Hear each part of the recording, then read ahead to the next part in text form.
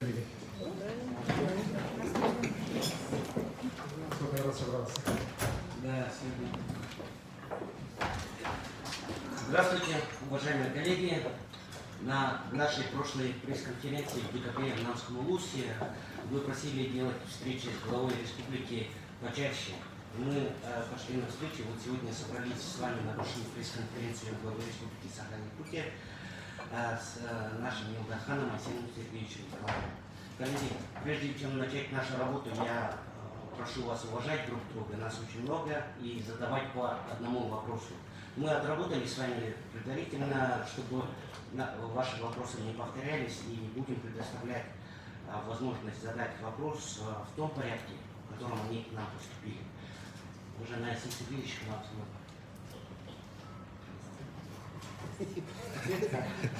Доброе утро. Я-то вообще думал, что сразу вопросы пойдут. Говорите, руководители ГИКа, люди такие. Дорогие друзья, очень рад вас сегодня здесь видеть. Тех, кто представляет наши масс-медиа. Вижу, что у нас появились совсем юные члены сообщества. Так, за столом. Добрый день. Привет. Да. Вот. И, конечно же, в республике за последние полгода произошло достаточно много разных событий. Жизнь идет, жизнь развивается. И, безусловно, уверен, что сегодня нам будет о чем поговорить. Вот. Поэтому давайте, пожалуйста, начнем и задавайте вопросы. Спасибо, Арсений Сергеевич. Итак, начнем наше общение. Майя Акимова, РИА Новости Дальний Восток, пожалуйста, ваш вопрос. Спасибо. Всем здравствуйте, дорогие коллеги. Арсений Сергеевич, у меня один вопрос. Когда вы приняли решение о том, что будете баллотироваться во второй срок, и что послужило основной причиной? Вы, по-моему, этот вопрос мне все в той или иной степени последний год все время задаете. Я все время говорил, что я буду опираться в своем выборе на мнение нашего народа, моих избирателей, вот, и на мнение президента. Вот. Сам я достаточно давно для себя принял решение, что если два мнения, которые для меня исключительно важны, совпадут, то я пойду на второй срок. Вот. Безусловно, на многих встречах, особенно в последнее время, люди, простые люди, причем которых я даже совсем не знаю, говорили мне о том, что сделано много, надо сделать еще больше, сделать то, сделать второе, третье. Планов у нас много, республика огромная, так и работает дорога. Ну и президент при встрече реально мы, конечно, по телевизору это не показали, потому что мы с ним встречались достаточно долго по времени встречи у нас было, так, час 15, час 20. Вот, и, конечно, я, может быть, разговор так получился, я сразу не начал его спрашивать, можно мне на второй срок пройти, как к нему относитесь. Так, мы с ним достаточно много поговорили, и в самом конце вопроса я даже позабыл, и в самом конце уже спросил, а дальше-то как ты? Владимир Владимирович очень тепло и очень искренне объяснил мне, чем мне надо заниматься, по крайней мере, в ближайшие 5 лет. И пожелал успехов, поддержку высказал, оценил нашу работу, общую во благо нашей республики, всех якутян. И поэтому после этого уже никаких сомнений не было. Спасибо. Идем дальше. Ирина Ефимова, НВК Саха, пожалуйста. Я здесь вообще-то. Здрасте. Арсений Сергеевич, мы с вами довольно долго работали, я поэтому знаю, что вы привыкли начатое дело до конца доводить всегда. В связи с этим у меня такой вопрос, что самое важное из того, что вы за 5 лет эти не успели сделать и надеетесь завершить за второй срок? Ирина, во-первых, Якутия и ее развитие – это не тот процесс, который, знаете, дискретно можно мерить. 5 лет делаем только это, следующие 5 лет только это, и будем мерить свою работу именно по этим зонам. развитие оно же идет постоянно, поступательно. И слава богу, что наша республика, несмотря на все сложности, которые у нас были, мы уверенно продвигаемся вперед. Мы во многих направлениях сделали гораздо больше, чем мы даже планировали. Где-то нам не удалось что-то достичь. Да? Ну, мост еще не построен, да? Вот. Но при этом говорить о том, что вот мы следующий срок будем заканчивать только то, что мы тогда начинали, да, тоже, конечно, это абсолютно неправильно, потому что за эти 5 лет мы сделали задел на многие десятилетия вперед по многим направлениям социально-экономического нашего развития. И, конечно же, самая главная наша задача, чтобы люди у нас жили лучше. Вот. Это любой глава, который придет вместо меня, те руководители, которые республику управляли до меня, они всегда руководствовались именно этим. Мы должны сделать все, чтобы люди здесь жили лучше. Поэтому, поверьте, вот еще раз говорю, у нас еще есть непочатый край. Спасибо. Евгений Курчатов. Якутия Даниль, пожалуйста. Спасибо. Может, я свой вопрос задам где-то ближе к финалу. Ну, раз уж мы говорим о планах, вот, Александр Сергеевич, в прошлом году республика отметила свой 100-летний юбилей. Ну и подводились какие-то вот результаты, была очерчена некая веха. Вот на ваш взгляд, в следующие 100 лет, да, на что стоит обратить внимание в развитии республики, на какие-то вот основные направления, там, я не знаю, какие-то ну, вот, вообще задумки, ну, вот, чем будем заниматься? Ребята, у вас такой философский клуб сейчас откроется, да? Давайте будем стратегировать на тему Якутия 2123. Да? Вот, безусловно, что я здесь хочу сказать. Долго не буду говорить, да? Но мое глубочайшее убеждение, и, кстати, президент это тоже очень поддерживает, то, что такие огромные и стратегически важные для развития страны регионы, как Якутия, не могут, знаете, вот жить там, планами 3-летними, 5-летними. Да? Даже 10 лет у нас мало. У нас горизонт видения, я про это тоже все время говорю, мы должны где-то до 50-го года точно понимать примерно, как будет плюс-минус республика развиваться. Дальше, конечно, там уже есть ряд развитий, да, связанных уже с общим развитием цивилизации, с общим развитием страны, мира. Вот. И, конечно, вот я очень рад, что в прошлом году, когда мы 100 лет отмечали, вот как раз молодежь республики, креативную ее часть, она выдвинула идею о новом столетнем плане, ездили с людьми, разговаривали, все это сводили. И это работа сейчас продолжается. Это, конечно, такой труд серьезный, когда не то, что вот так поговорили, за столом посидели и написали. Но при этом я вот точно убежден в чем? В том, что Якутию вперед будут двигать люди. И самые наши главные вложения в то, чтобы и через 100 лет республика шла вперед, развивалась, это вложение в людей, в человеческий капитал. Вот это самое главное. Если у нас будут люди, которые способны что-то новое создавать, творить, то у нас все будет нормально. Если этого не будет, то, к сожалению, перспективы такие не очень хорошие. Но я уверен, что человеческий капитал Якутии всегда был крайне богат, разнообразен, и многонациональная наша республика всегда будет идти вперед. Алексей Пахомов, интернет-сайт Вести 14, пожалуйста. Здравствуйте. Ну, у меня вот вопрос такой, да, недавно прошел праймерис «Единой России». Ну, как-то вот результаты, честно говоря, немного не порадовали, да, там все те же лица, те же люди. А где же обещанное обновление Ютумена? Будет оно у нас или нет? Ну, наконец-то кто-то спустился на землю. Начал говорить. Значит, ну, я здесь категорически не согласен. Во-первых, мы объявили с самого начала, что праймерис наш будет настоящий конкурентный. Он будет реально проходить честно, чисто, без никаких там попыток кого-то за уши вытащить. И все будет зависеть от кандидата. У нас свыше 500 человек вот праймерис участвовало. Вот, из тех членов партии «Единая Россия», и их сторонников, которые участвовали в праймерис, они практически все участвовали в праймерис. Ну, несколько человек не участвовали. Да? У нас сегодня только 23 действующих депутата, они выиграли. То есть у нас в любом случае обновление фракции партии «Единая Россия» пройдет более чем в 2 раза.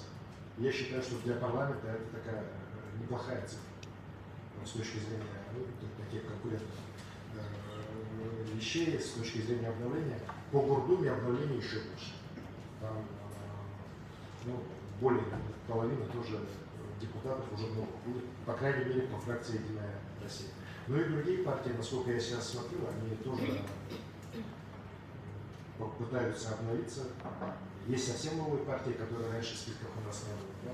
Те же новые люди. Поэтому я уверен, что Туман будет обновляться, это абсолютно правильно.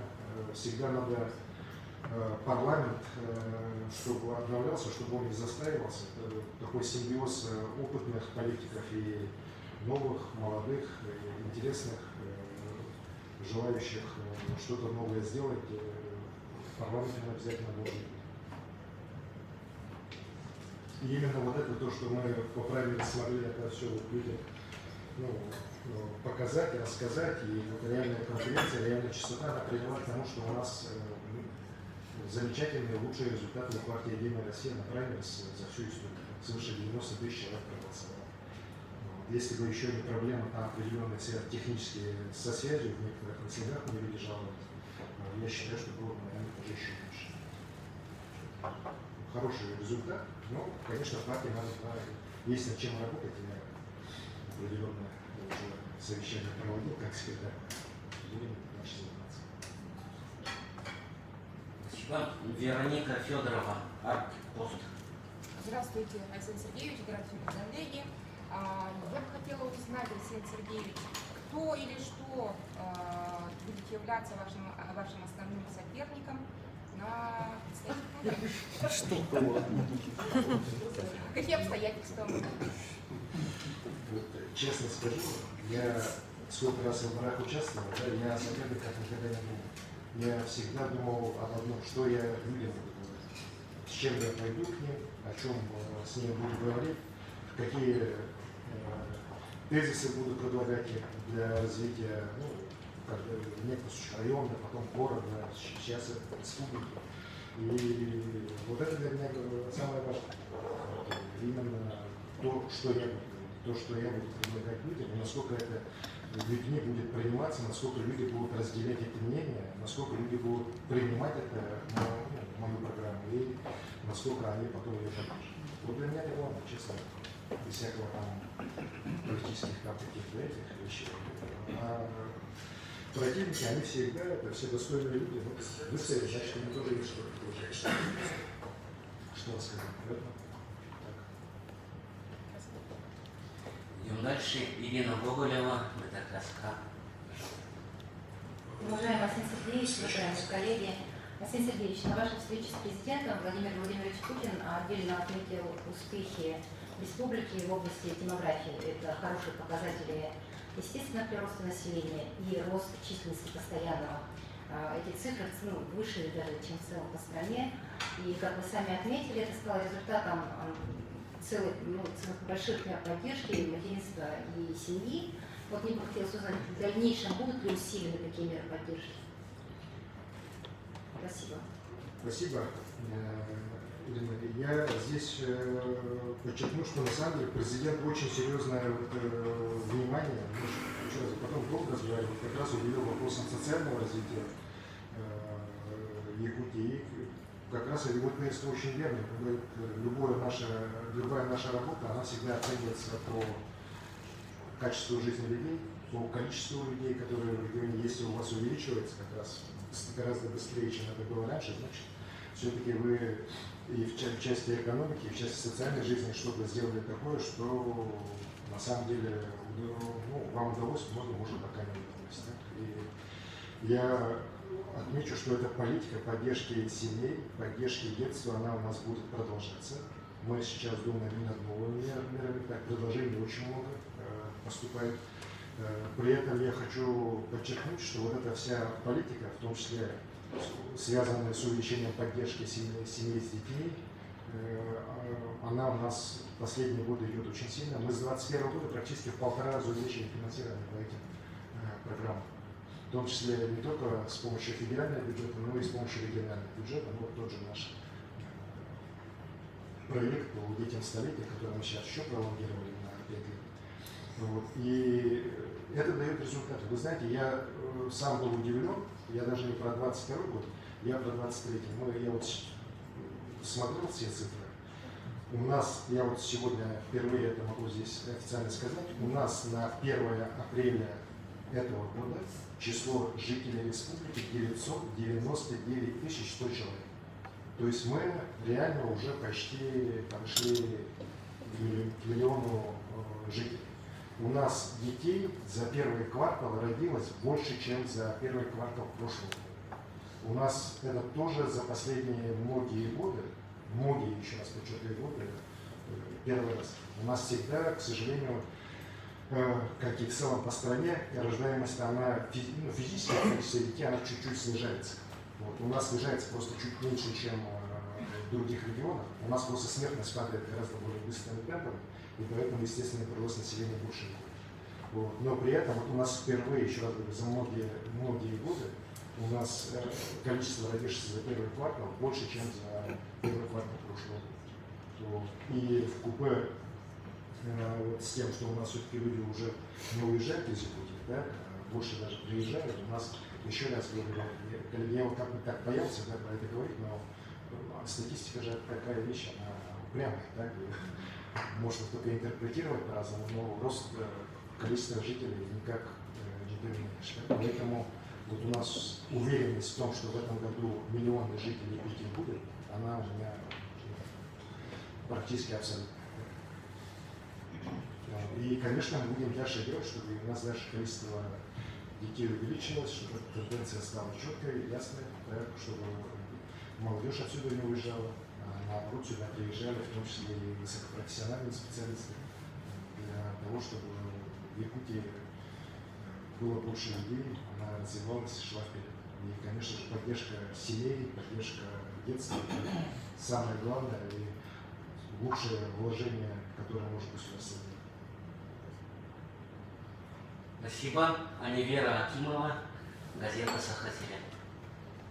Здравствуйте, Александр Сергеевич. В этом году синоптики прогнозируют жаркое лето и сухая погода, конечно же, повышает вероятность лесных пожаров. С 2021 года финансирование по охране лесов республики намного увеличилось. Сейчас как идет подготовка и какая работа ведется с федеральным руководством? Спасибо. Ну, подготовка уже закончилась. Сейчас у нас пожароопасный сезон объявлен по всем лесничествам Якутии. Так? Мы видим, что реально центральная Якутия, заречные районы, так, ситуация далеко не благополучная с точки зрения класса пожарной опасности. У нас, например, вот самолет-зондировщик не может работать, потому что облаков физически нет облачности для того, чтобы мы могли вызывать дожди. Вот. Ну, надеемся, что к концу недели что-то получится. Но при всем при этом мы готовы, все силы развернуты, пожары, которые сейчас возникают, их пока, слава богу, немного, но они есть, мы их тушим. Вот. Вчера вот ландшафтный пожар был потушен в Валийском улусе, сегодня тушатся 2 пожара в Усмайском улусе.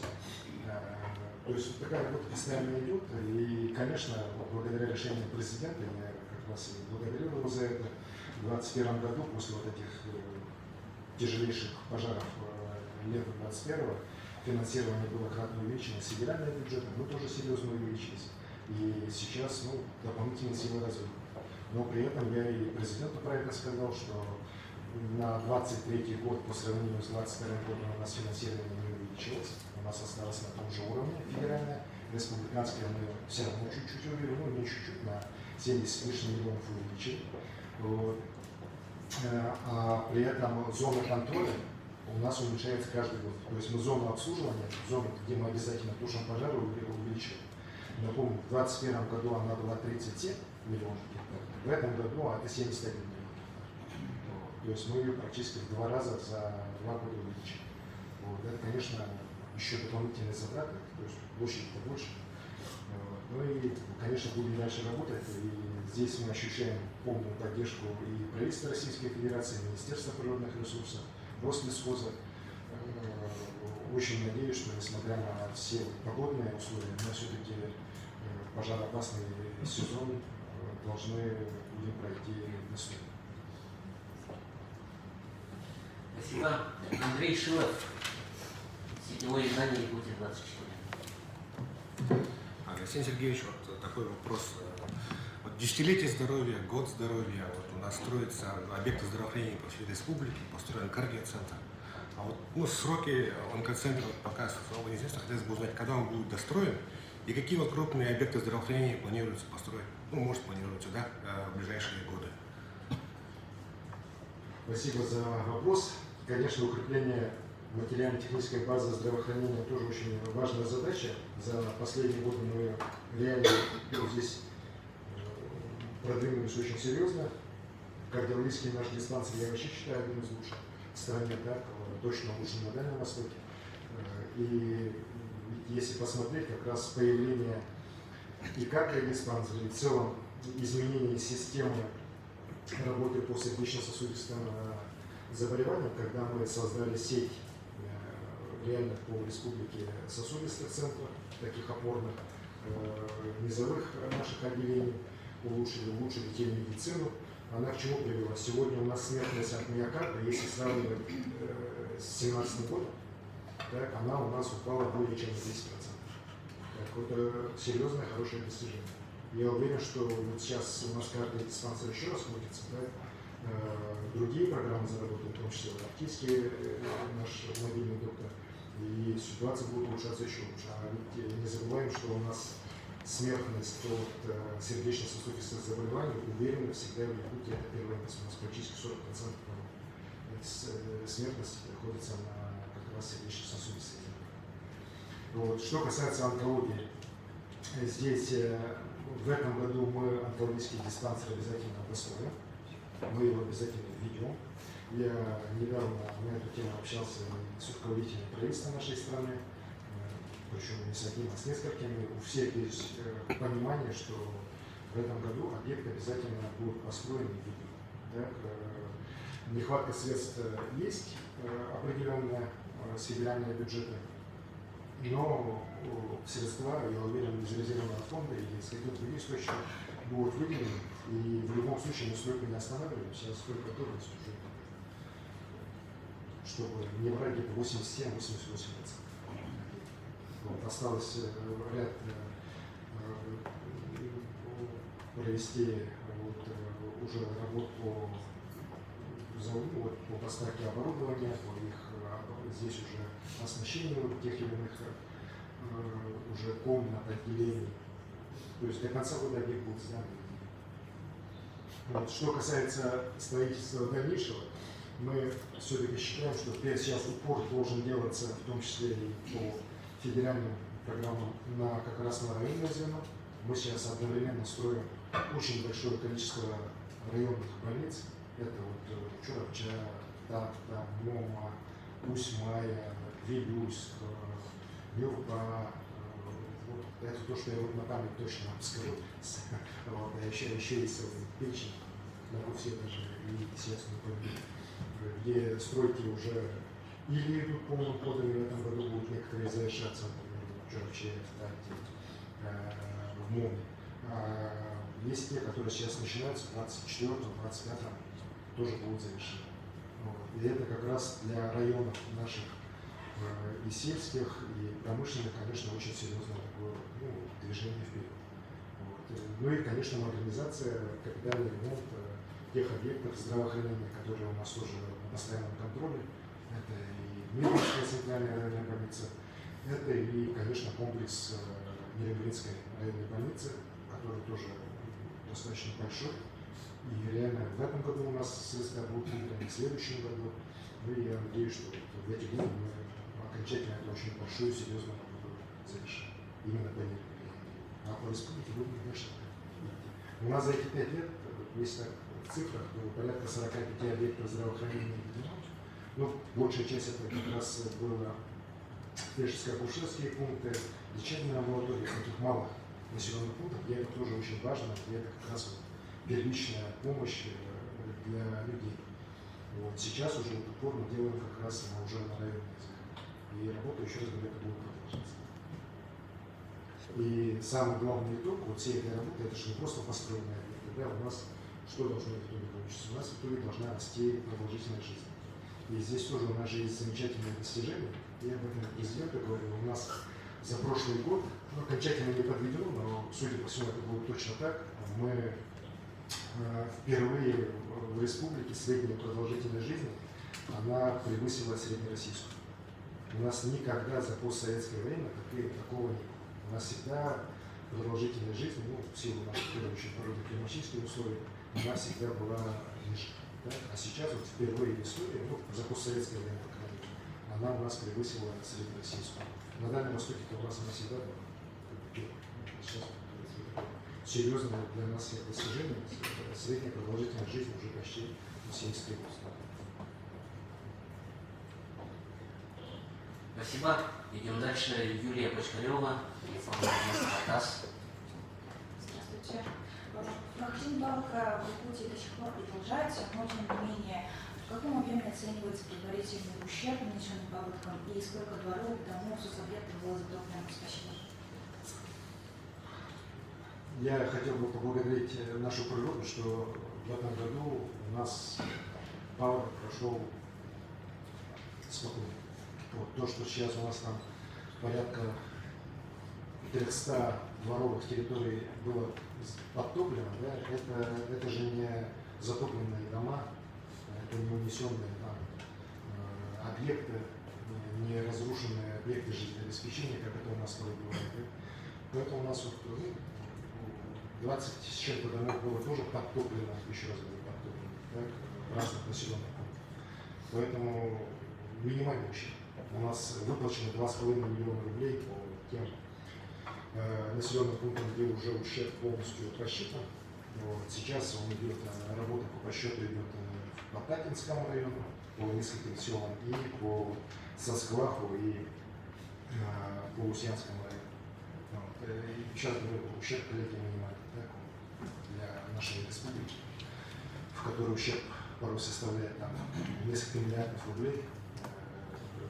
Сумма, о которых я сказал, которая нам еще предстоит нам оценить, там ремонт дорог, минимально. Я только в природе нашей ребятам спасибо могу сказать, что все прошло спокойно. Спасибо. Татьяна Бурцева, информагентство Сахалайф. Здравствуйте. Сейчас же разразился довольно серьезный скандал в театре эстрады. Судя по просмотрам, откликом он разгорается. Известно, что популярные якутские артисты отправили вам коллективное письмо. Не можете ли вы прокомментировать эту ситуацию? Вы знаете, у меня есть письма и с обоих сторон конфликта. Да? Я здесь все-таки считаю, что у нас есть Министерство культуры, которое полностью ответственно за как раз подведомственные ему учреждения. Театр эстрады это никакое не частная структура, это бюджетное учреждение республиканское. Соответственно, Министерство культуры должно разобраться и решение вынести. Так? Я пока внутри этого конфликта уважаю всех, обе стороны конфликта при этом. Да? Я туда внутрь не погружаюсь. Вот есть министерство, соответственно, есть правительство, так? Пусть они рассмотрят. Если уж возникнет какая-то необходимость вмешаться, если надо будет, то это уже на моем уровне будет потом сделано. Каждый, знаете, должен отвечать за свое дело полностью. Спасибо. Николай Бестинов, радио МДК Сахара. Добрый день, коллеги. Алексей Сергеевич. У меня такой вопрос.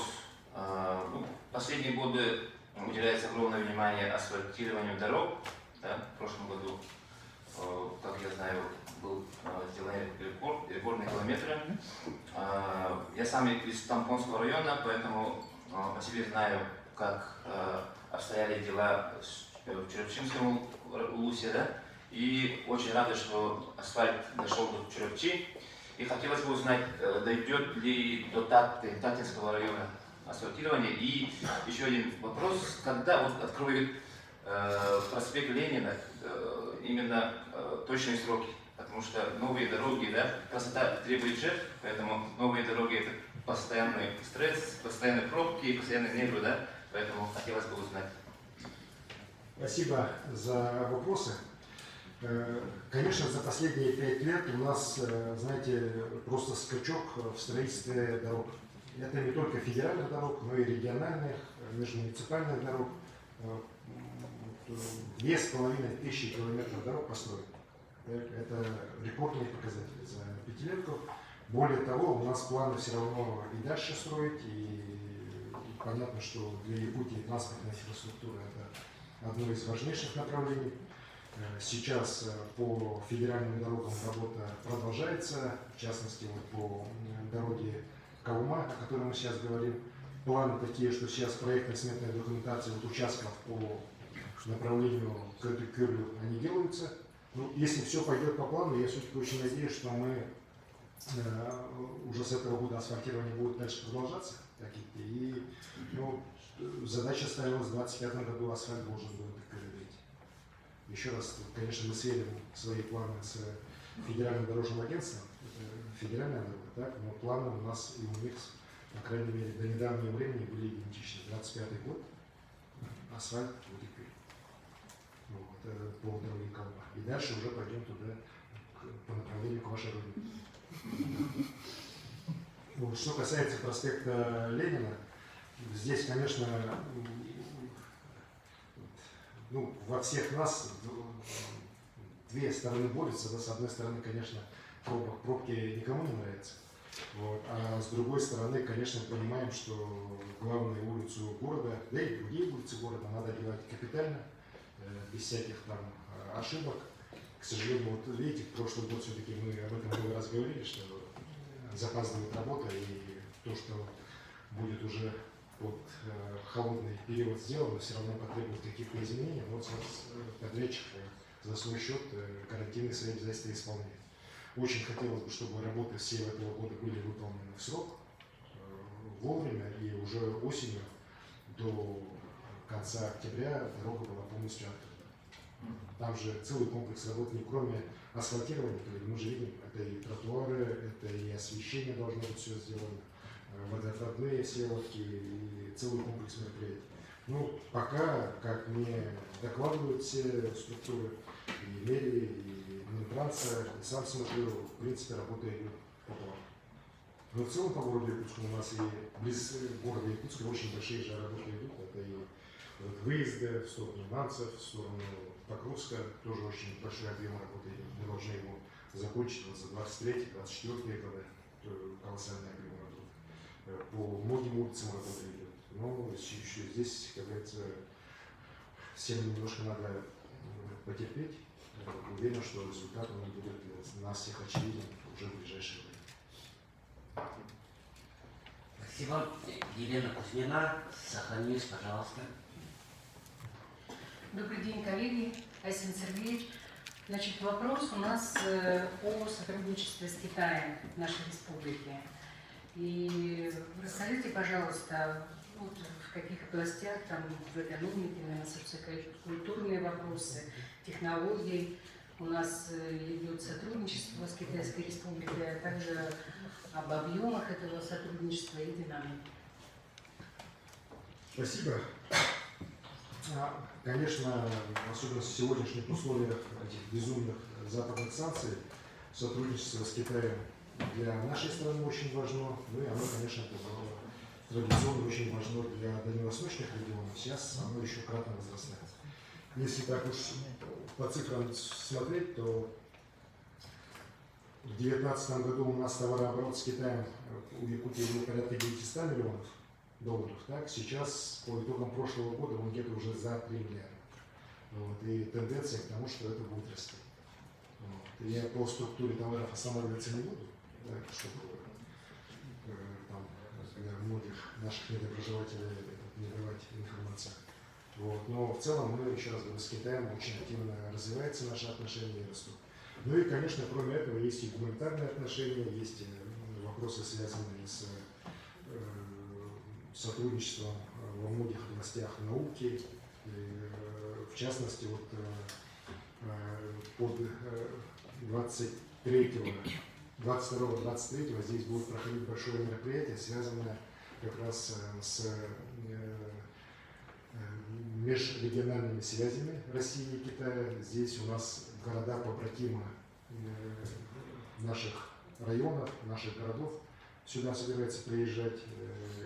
И здесь будет большой форум, как раз посвященный дальнейшему развитию сотрудничества Якутии и Китая с участием федеральных структур, с участием большой делегации из Китая, порядка 5000 человек мы ожидаем. То есть мы уже сейчас уже все ограничения, связанные с ковидом, по Китаю тоже сняты. Поэтому здесь, конечно, в области туризма, в области культуры, гуманитарного, научного сотрудничества работа будет очень активна, я уверен, в эти годы. Спасибо. Спасибо. Алексей Сергеевич, вы не говорились, $3 миллиарда? 3 миллиарда долларов. Было 900 миллионов долларов, стало 3 миллиарда долларов. Свыше. Да, продолжаем. Чекур Гаврилев, пожалуйста, Сахалине. Добрый день.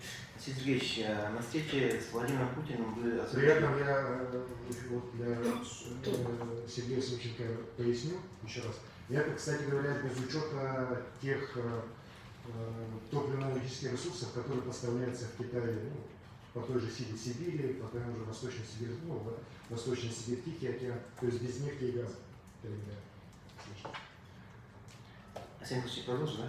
Да. С Владимиром Путиным, когда вы встречались, вы озвучили проблемы тоже, в том числе вот, проблемы по обеспечению кадрами промышленности, да, нашей промышленности.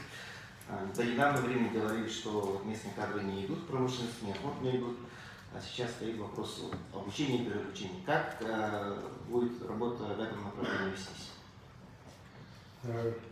Здесь, конечно же, вопрос глобальный, потому что образование это достаточно инертная сама по себе структура, так, и общее образование, и среднеспециальное, и тем более высшее. Так, и здесь нам надо быть более гибкими. Вот, и в целом в стране, и у нас в республике. Сейчас по среднему профессиональному образованию программа «Профессионалитет» заработала. Я сам, как руководитель рабочей группы комиссии Госсовета по образованию, я курирую среднее профессиональное образование, достаточно в теме, так? И вот как раз благодаря профессионалитету мы должны более массово, более быстро и качественнее готовить кадры для нашей промышленности, рабочих кадров в первую очередь. Здесь же много очень новых требований, а, к сожалению, наша как-то система СКО в целом по стране, она была такая достаточно инертная. Сейчас в сотрудничестве как раз с промышленными предприятиями, в первую очередь, эта система видоизменяется. У нас в Якутии есть два, на мой взгляд, лидера этого процесса. Это вот Южно-Якутский наш колледж технологический, так, в Нерюнгри, и Мирнинский колледж, которые как раз показывают примеры сотрудничества с компаниями, подготовки кадров под них, прохождение практики производственной, закрепление сразу выпускников уже в промышленных предприятиях. Очень большое количество как раз вот закончивших, оно уже трудоустраивается. По Нерюнгри там практически 2-3% вот, только они трудоустраиваются после окончания. Ну, это уже, как мы там у директора с Максимом Станиславовичем Орешковым допытывались, кто же эти 2-3%. Ну, выяснилось, это все-таки те, в основном девушки, которые уже стали матерями, ну, тоже социально очень важная миссия. Да? И эту работу мы должны будем вместе с компаниями всеми проводить, конечно, укреплять эту материально-техническую базу и по Южной Якутии, и по Западной Якутии, в целом вот, и по другим нашим населенным пунктам, в частности по городу Якутску, вот проект суперкампуса, он тоже у нас такой на изучение и реализация. Это позволит нам еще раз более активно готовить нашу молодежь к работе в промышленности. Ну и, конечно, высшее образование. Высшее образование тоже должно отвечать на эти вызовы. Здесь у меня достаточно много вопросов к нашему университету. Мы с Антоном Николаевичем уже неоднократно эту тему обсуждали, чтобы все-таки, опять же, более гибче, все-таки наша система высшего образования в республике тоже реагировала на новые вызовы. С этой точки зрения, кстати, вот, на мой взгляд, у нас по системе высшего образования лучше всех работает Арктический институт культуры и искусств, который как раз свою миссию очень четко определил, как креативного университета для севера страны. И как раз в этом направлении за последние годы добился очень замечательных, хороших, видимых уже результатов. Так? В том числе и вот ряд федеральных программ с очень хорошим финансированием СМОК. Поэтому здесь и нашему большому университету, и сельхозакадемии тоже, конечно, надо подтягиваться и в этом направлении работу проводить. Уверен, что мы как бы все вместе вот этой задачи добьемся и сможем как раз достичь того, чтобы наша молодежь, которая хочет работать в промышленности, хочет работать в новых отраслях экономики, она здесь могла работу найти, трудоустроиться и дальше продолжать свою карьеру труда. При этом те хорошие примеры, которые у нас есть, например, проект «Местные кадры в промышленности», конечно, они, безусловно, будут продолжаться. Вот мы за последние, опять же, 5 лет 45 тысяч человек у нас трудоустроилось по этой программе. Из них за прошлый год 12 с лишним тысяч. Вот. И эта работа будет идти дальше. Но вообще я в целом очень доволен тем, что, вот, знаете, за эти 5 лет у нас полностью изменилось отношение промышленных компаний. Я же помню все свои разговоры 2018 года, так, и вот сейчас, 23 года, так, достаточно серьезного неприятия наших кадров, трудоустройства их, они сегодня уже, скажем так, ничуть не меньше нас заинтересованы и в подготовке, и потом уже в трудоустройстве именно якутян на промышленные объекты. Спасибо. Спасибо. Ксения Поршу. Интерфакс, пожалуйста. Доброе утро. В Якутии сейчас активно реализуется проект социальной газификации. Недавно были подписаны с Газпромом дополнительные соглашения. Можете сейчас в целом подытожить, какие районы входят в этот проект, куда в скором времени придет газ или будут построены газопроводы? Проект социальной газификации, который появился в нашей стране благодаря поручению президента страны Владимира Путина, который он дал по итогам съезда партии «Единая Россия», конечно, он позволил нам выйти вообще на другие темпы газификации, именно социальной газификации. Мы за прошлый год газифицировали 2800 домов. Это абсолютный рекорд всех времен по республике Саха-Якутия. Никогда в истории газификации таких темпов не было. В этом году у нас 1800 домов, которые мы тоже до конца года газифицируем, работа в силе. Но при этом мы с «Газпромом» в результате моих переговоров с руководством «Газпрома» и с лидером, и со всеми членами правления «Газпрома» достигли соглашения о том, что будут также газифицироваться населенные пункты, которые прилегают к силе Сибири. Вот. Это у нас территория населенных пунктов, которые расположены в Ленском, Валданском, Грабёвкинском и Ильинском районах. И это позволит нам в течение еще ближайших 5-6 лет газифицировать порядка 12 тысяч домов, да, которые в этих районах.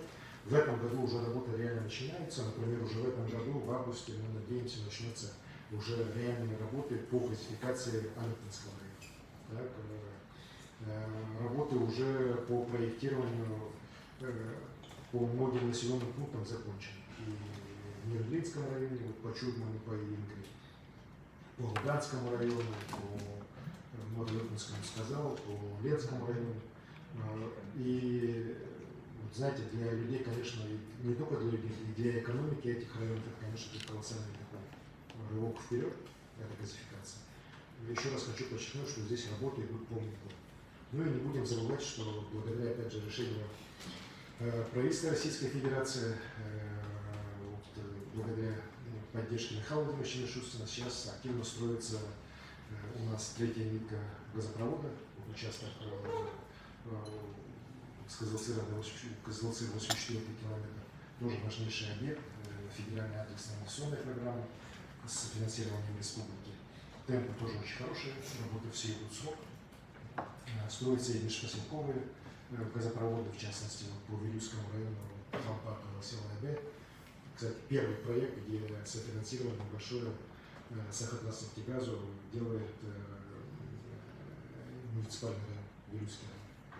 Вот. И в этом году мы надеемся, начнем работу по строительству газопровода Среднетюнского месторождения Альтернатива.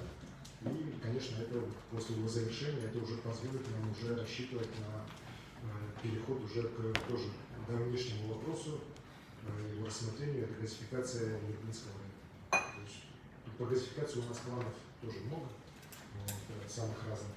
И самое главное, что это не только планы, это уже реальные дела, которые приводят к улучшению жизни.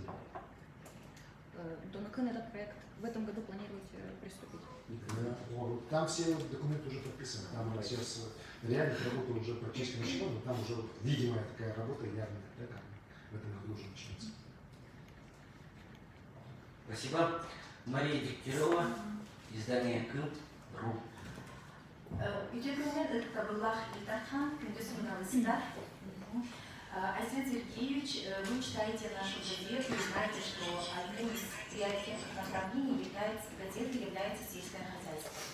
Поэтому такой вопрос. Каким вы видите развитие сельского хозяйства в следующие 5 лет? Какие перемены требуются или ожидаются?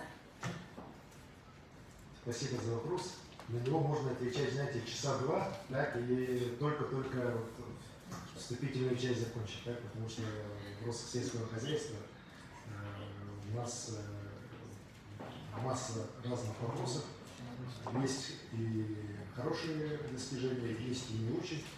В целом, я считаю, что здесь, я вчера как раз тоже встречался в Хангаласском ВУЗе с нашими как раз аграриями, с теми людьми, кто своими руками хлеб выращивает, выращивает скот, выращивает овощи. И у всех подходы у нас совпали. Мы все-таки должны, чтобы сельское хозяйство в нашей республике, знаете, просто из образа жизни превратилось уже в отрасль, которая нас с вами реально обеспечивает продовольственную безопасность республики. В особенности это важно в сегодняшнее время.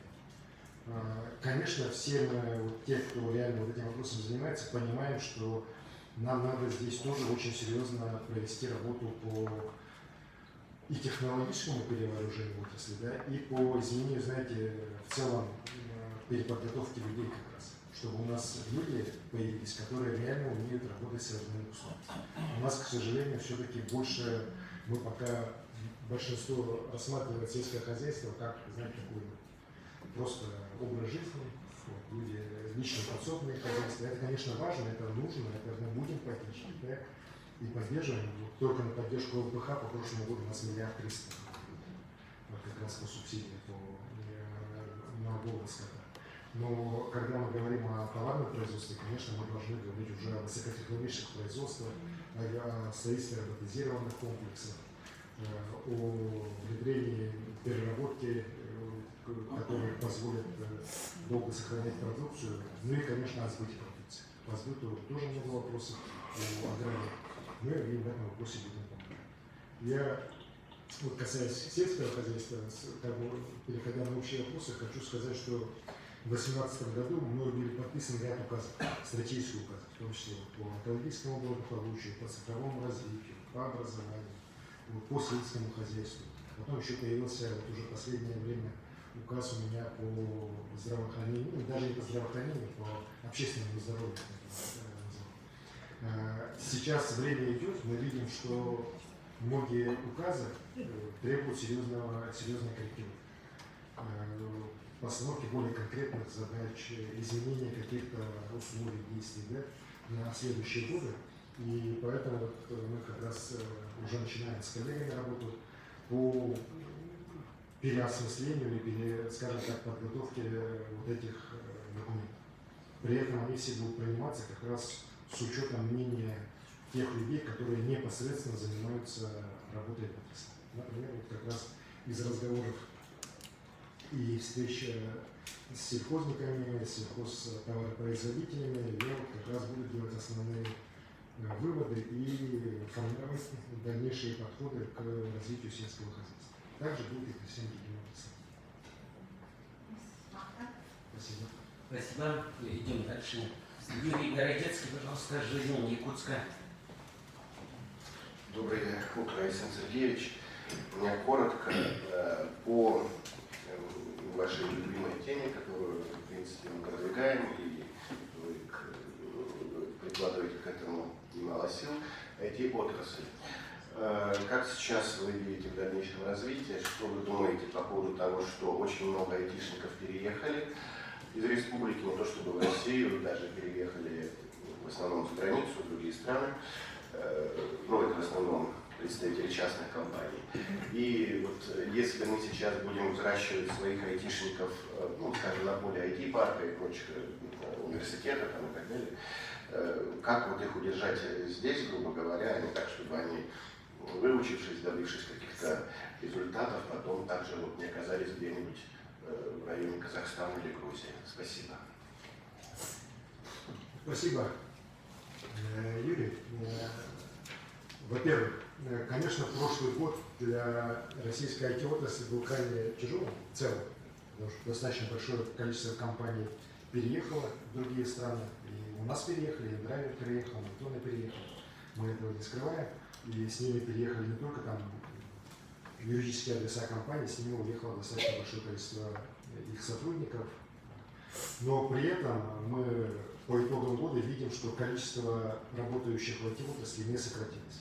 У нас одни компании уехали, другие появились. Конечно, они пока еще не достигли масштаба вот, той же Найтона, да?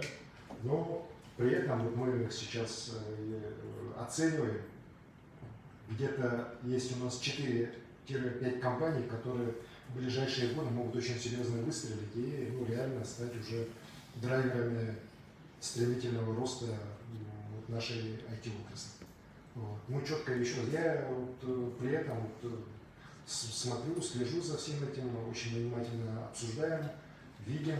И самое главное, что нам удалось сделать за эти годы, вот, многие этого не очень понимают, наши даже не критики, критиканы в основном, да, мы создали экосистему, которая уже генерит новые продукты, причем не только в IT-отрасли, это и креативная индустрия тоже. Это вот целая экосистема, которая включает в себя и систему обучения, систему подготовки, выращивания этих стартапов, финансирования, поддержки на различных стадиях, инфраструктуру в виде вот IT-парка, квартала труда, креативного кластера, IT таких центров в районах. У нас кардинально за эти годы изменилась инфраструктура связи. Мы же все с вами ну, в Якутске жили, так? Коллеги, мы же помним, у нас до 2012 года оптоволокна здесь не было. Сейчас у нас оптоволокна нет только в нескольких арктических районах. И то мы сейчас, вот я и президенту про это доложил, мы с правительством Российской Федерации на паритетных основах хотим реализовать проект, который позволит нам 23, 24, 25 года до конца, может 26 еще затронем, полностью закрыть проблему прокладки оптоволокна в арктических районах республики с выходом уже на Северный морской путь. Вот. Это такая глобальная задача, но при этом мы видим, что с учетом тех темпов, которые мы сегодня набрали по цифровизации и по технической части как раз обеспечения мы способны с этим справиться совместно с крупнейшими российскими операторами связи. Поэтому вот еще раз, вот эта вся система создана, и она вот генерит уже новые проекты, которые реально выстреливают на российском уровне. И у нас сейчас, конечно, и креативная индустрия очень хорошо идет. Вы заметили же, вот последняя встреча президента с представителями креативных индустрий, там было 20 человек со всей страны, в основном Москва, Санкт-Петербург, вот, из регионов, по-моему, еще Красноярск, 2 человека, да? И плюсом 2 человека из Якутии, не из одного другого региона, кроме Москвы, 2 людей.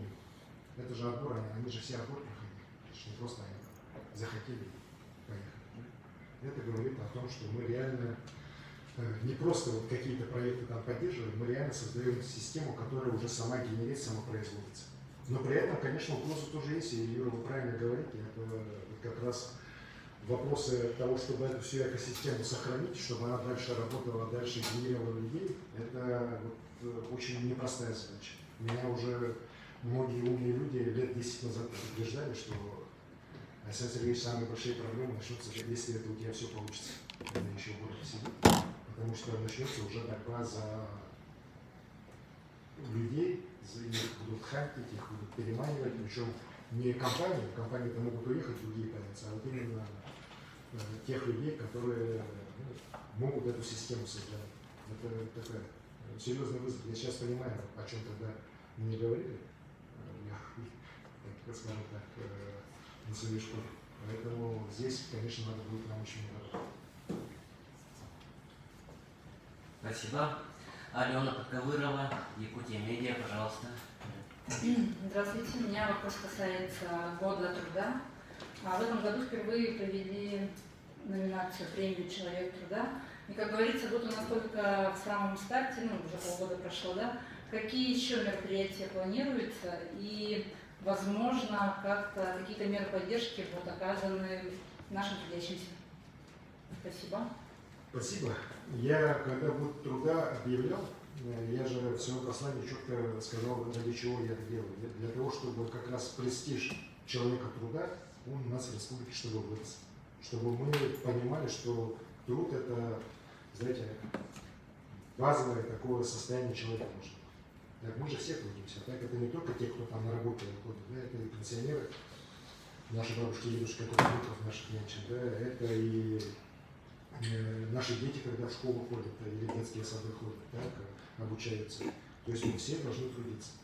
Вот. И, конечно, меры поддержки людей, именно людей труда, они у нас в республике сейчас выходят на новый уровень. Вот эти 50 человек, которых отобрали в результате конкурса, который по всей республике прошел, он же на самом деле, я сколько, обычно, когда кому-то премию или что-то, или призвание присваиваешь, всегда обычно бывает там потом письма, да, или там какое-то обсуждение, что вот это мы зря дали, этот недостоин, тот достоин.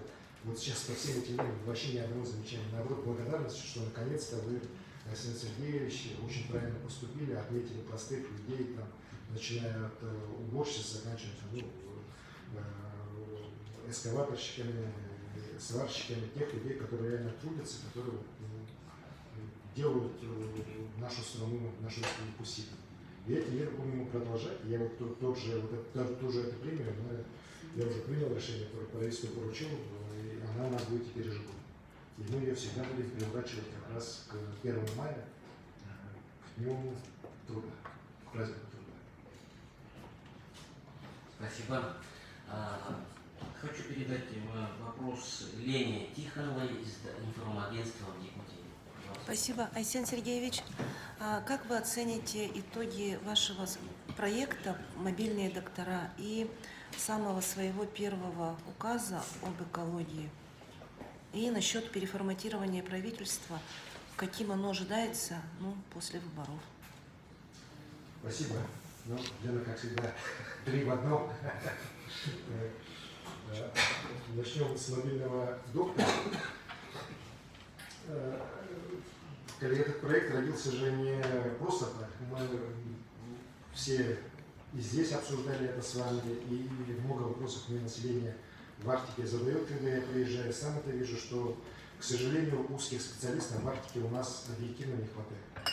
И что самое такое, знаете, очевидное тоже, да, мы этих специалистов там и не найдем.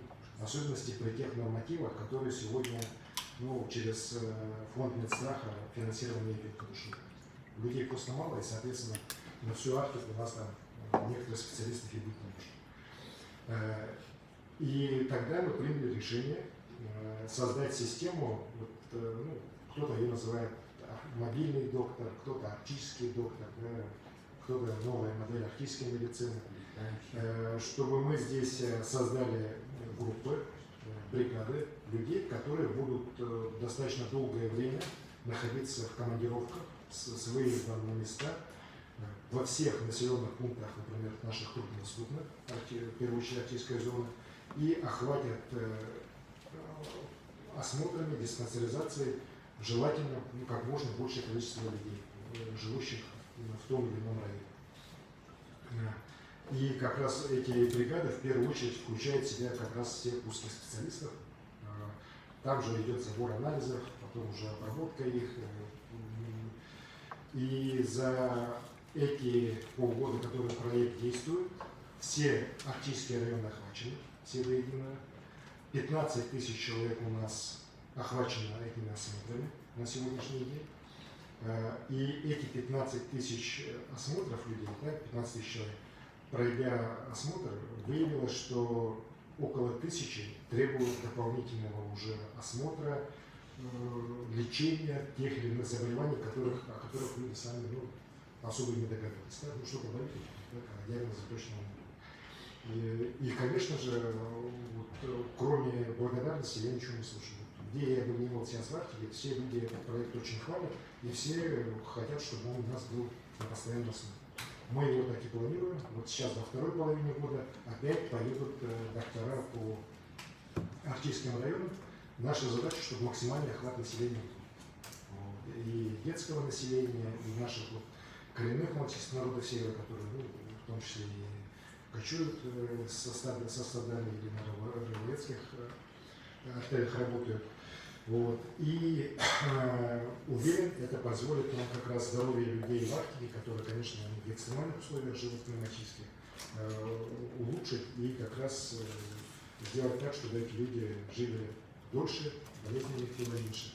То есть хорошая модель, мы ее еще будем распространять и на другие труднодоступные территории нашей республики. У нас же не только, к сожалению, в Арктике население живет в труднодоступных местах. Есть они практически в центральной Якутии, в том же Корейском и в других наших районах промышленных, Алданском. Поэтому эта работа такая будет долгая, но еще раз говорю, видно, что этот проект очень четко, очень грамотно начал реализовываться. Хотел бы здесь подчеркнуть особую роль и министра здравоохранения Лены Николаевны, которая таким инициатором вышла и как раз вот, была тем, кто этот проект весь уже собрал и защитили они у меня его, и вот сейчас как раз он реализуется в интересах наших граждан. Что касается экологического указа, я считаю, что нам многое удалось сделать в рамках реализации этого указа. Во-первых, мы, конечно, коренным образом поменяли отношение наших крупных промышленных компаний. Вот сегодня выделяются колоссальные средства на то, чтобы вот, вопросы соблюдения климатического законодательства, в том числе и республиканского, в полном мере были реализованы. Никто уже не задает, а вот зачем это нужно, для чего это надо, так со стороны крупных компаний. Идет очень четкая, правильная работа именно для сохранения экологии нашего региона.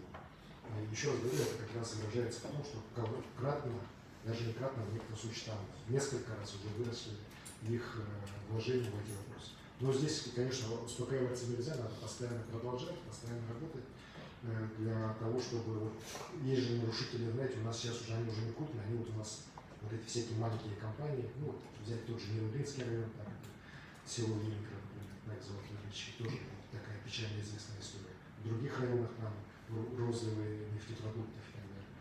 И эту работу будем четко дальше продолжать. Очень отрадно, что растет экологическое самосознание людей. При этом люди же, я все время говорю, мы должны начинать сами себя. Мы не должны, знаете, просто вот, говорить, а вот там что-то разлили, что-то сделали, так, а сами при этом там, да тот же опорок там на улице Образи, так, это же как раз показатель внутренней культуры. И здесь, конечно, культуру экологическую нам тоже надо развивать. Началась работа по обращению с отходами. Это тоже очень важно, так, к свалкам вокруг наших городов, вокруг наших населенных пунктов, там, сел, поселков тоже должны непримиримо относиться.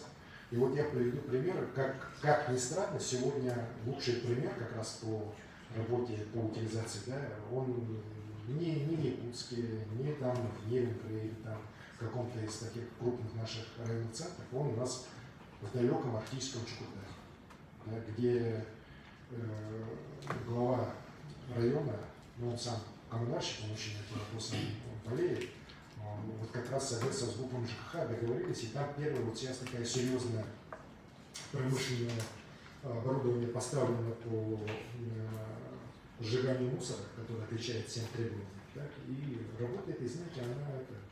Вот я в Чукотке несколько раз был, так, вот, раньше это производило очень удручающее впечатление.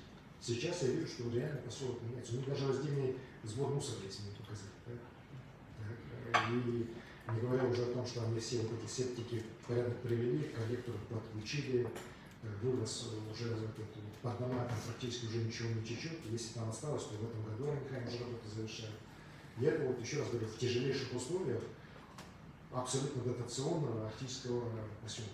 Это о чем же? Потому что если руководство района, руководство поселка хочет, если люди это поддерживают, если этим занимаются, то в самых тяжелых условиях можно хорошего результата достичь. Вот. А если этим не заниматься, то будем сидеть там, плеваться и говорить, что президент у нас плохой, глава у нас плохой в республике, да, ничего для нас нет. Пример от обратного тоже есть, что если внучно работать, то результат хороший может быть.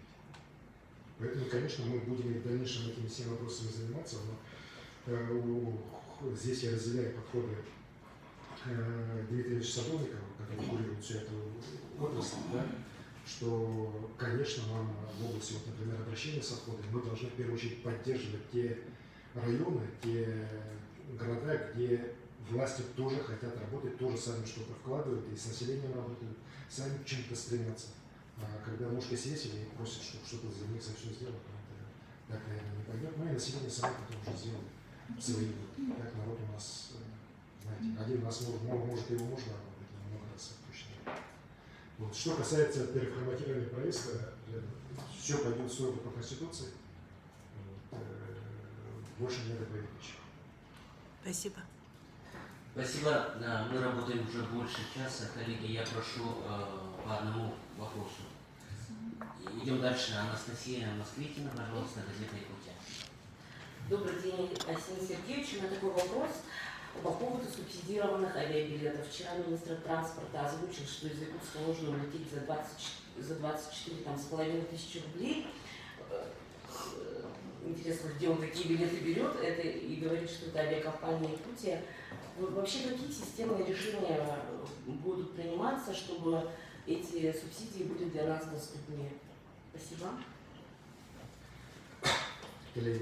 Давайте начнем так. Во-первых, в этом году с федерального бюджета субсидируются перелеты с Дальнего Востока только льготным категориям населения. Это молодежь до 23 лет, это пенсионеры, это многодетные, ну, вот, льготные категории, которые вот, могут претендовать на получение субсидированных билетов.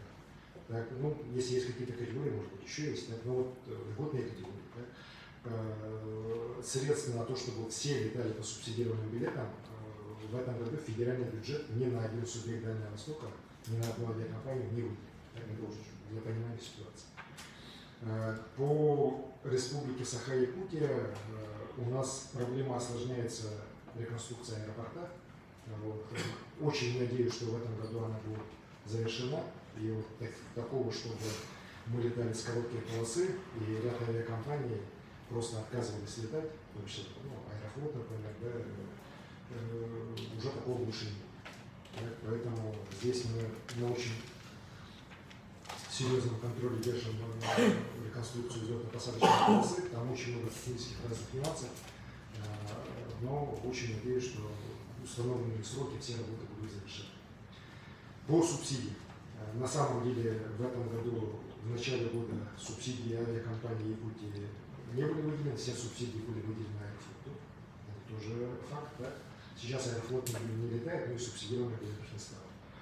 Мы на эту тему с Министерством транспорта Российской Федерации отработали. Неоднократно от меня уже обращения уходили. Депутаты наши подключались, в первую очередь Ирина Кентьярдачева, несколько встреч провела и с руководством Росавиации, с Минтрансом. И вот и сегодня, опять же, впервые я хочу озвучить такую для всех якутян точно радостную новость. Вчера решением уже комиссии, она еще эти же деньги на конкурсе распределяется, да? Ну, комиссионный, скажем, не конкурс, а комиссия рассматривает. Уже протокол подписан Министерством транспорта Российской Федерации, что авиакомпания «Якутия» получает до конца на остаток этого года 121 миллион 600 тысяч рублей для субсидирования авиарейсов Москва-Якутск, Якутск-Москва. Вот. Это до 40% рейса могут быть субсидированные билеты. Вот. И продажа, я очень надеюсь, этих билетов начнется уже, сегодня навряд ли, там оформление документов пойдет, но вот уже завтра, послезавтра продажа этих билетов начнется. Ну, в июне я понимаю, что билеты почти все уже проданы, там мало что осталось, но с 1 июня я точно понимаю, что субсидированные билеты в большом количестве по авиакомпании «Якутия» должны. И это будет до конца года. Это тоже по льготным категориям или нет? Это льготный. Сегодня по стране принято решение, Сергей, что в этом году летает, субсидируется с Дальнего Востока только льготные категории населения. Общестрановое решение, только по всем субъектам. Мы вот в марте летали по 9 тысяч на Аэрофлоте до Москвы, не понял, это что за билеты у нас были субсидированные? Ну, там ты Аэрофлот не был? Аэрофлот, да. Ну, не знаю, что у них вообще есть свои скидочные программы. Коллеги, идем дальше. А может, я уточню, пожалуйста, вот это финансирование, которое Якутия выделила, это что, у Аэрофлота как-то забрали эту субсидию? Это новое? Вы знаете, я внутрь даже не залезаю. Принято решение, что компания «Якутия» выделила газ. За счет чего американцы сделали, даже у них. Без уточнения. Зачем? Да, коллеги, идем дальше. Олег Жармин, пожалуйста, точка взаимодействия. Здравствуйте. Поздравляю вас. Ровно 5 лет прошло, да, вчера, 6 июня, как вы выступили с посланием Госсобрания в Туман. И ровно 5 лет прошло, как решается вопрос автобусов для Федерального парка, исторического парка. Я это все понимаю, что это межведомственное взаимодействие. И мне хотелось бы услышать, можно ли заставить министерство работать на результат, а не на то, что они пишут. У нас то мешает, это мешает, регламент не позволяет. И сразу такой вопрос тоже межведомственный. Это летний отдых детей. Прошло 10 лет, как мы встречались по поводу летних лагерей, 5 штук у нас в городе Якутске, где отдыхают дети. Корпуса ни одного не построено. Там все корпуса, где дети живут, 63-го года, ну это правильно? Поэтому у меня предложение, можно рассмотреть межведомственный вопрос в рамках «Дети Азии», построить там новые корпуса, и пускай наши гости там отдыхают и наслаждаются природой города Якутска. Спасибо, Олег, но оба вопроса на самом деле не в мой адрес должны звучать. Это же я все-таки сейчас не голова города Якутска. Автобус маршрутный, это точно вопросы не руководства республики. Так? Детские лагеря, которые... Но я-то обращаюсь, потому что они не решают эти так вопросы. Ты говоришь, министерство должно решать. Министерство это не должно решать, это должна решать городская администрация. Да? Это раз. Поэтому по адресатам надо четче говорить. Да? А я по адресату. Дорогу делает Министерство транспорта. И из-за того, что дорогу не сделано, но как обычно пишут. Дорога – это улица общего назначения, это городская собственность. Так, это, причем тут Министерство транспорта? Это профинансировано за счет субсидий Дорожного фонда республики, но через город Якутск. Новая школа еще не передана. Ну, я не буду, это не у тебя понятно, почему ты так говоришь, но еще раз говорю, что акценты надо ставить четко. Раз, так?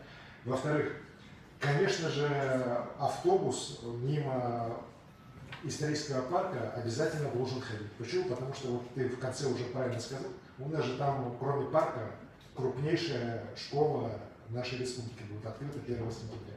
И, конечно же, там должен быть и автобусный маршрут 100%. Мы с Евгением Николаевичем переговорим, я не думаю, что это такая трагедия. Там, конечно, есть вопросы, вот ты как говоришь, там разворот, вписывается, не вписывается, но это технические вопросы, а то, что большие, очень важные объекты, такие как парк «Россия. Моя история», как школа, которую вот сейчас квартале Прометею мы построили, так огромную. Они, конечно, должны иметь и сообщения на пассажирском транспорте, так, общем. Это не вызывает никаких вопросов. То есть, этот вопрос точно решен. Контроль возьмем. Вот. И, надеюсь, 5 лет ждать еще не придется. Огромное спасибо. Да, что касается детских лагерей, сегодня республика строит по проекту государственно-частного партнерства детский лагерь «Полярная звезда» вот, в районе Табаги. Мы его завершим, надеюсь, в следующем году. Большой проект, очень капиталоемкий проект, непростой проект. Вот. И закончим его, дальше будем смотреть. Но по городу Якутску, я здесь тоже, коллеги, надо понимать, мы все деньги республики на город, на столицу бросить не можем. Мы и так кратно увеличили финансирование проекта города Якутска. Вот сейчас город Якутск из республики получает, еще раз говорю, в разы больше, чем когда-либо. Вот. И мы в ближайшие годы должны построить 10 школ. Причем школы здесь в городе Якутске это не школа там на 90 на стоимость, так, это 450, 990 мест. Так, огромные школы, каждая из которых стоит, там, знаете, уже много больше миллиардов каждая школа. И, безусловно, вот сегодня для меня это приоритет, это строительство школ по городу Якутску. Вот. Решим эту проблему, будем отвечать. Так, ну и у города тоже есть свои возможности.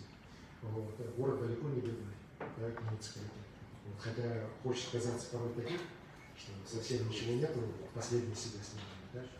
Но резервы есть, поэтому по детским лагерям вот так. Идем дальше. Андрей Никифоров, ЕСЯ, главный редактор. Пожалуйста. Добрый день.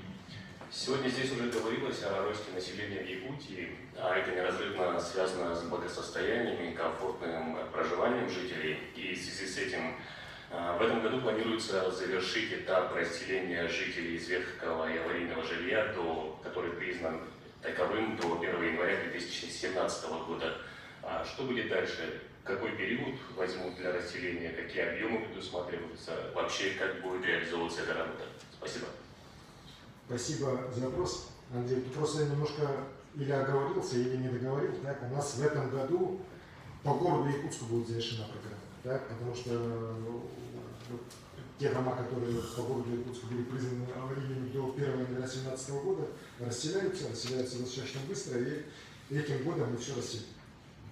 По республике далеко не так. По республике мы последние дома для переселенцев будем сдавать осенью 2025 года, как и планируется по программе федеральной. Потому что объем просто колоссальный. У нас свыше 10% аварийного жилья по стране, который сейчас реализуется в рамках программы, это Якутия.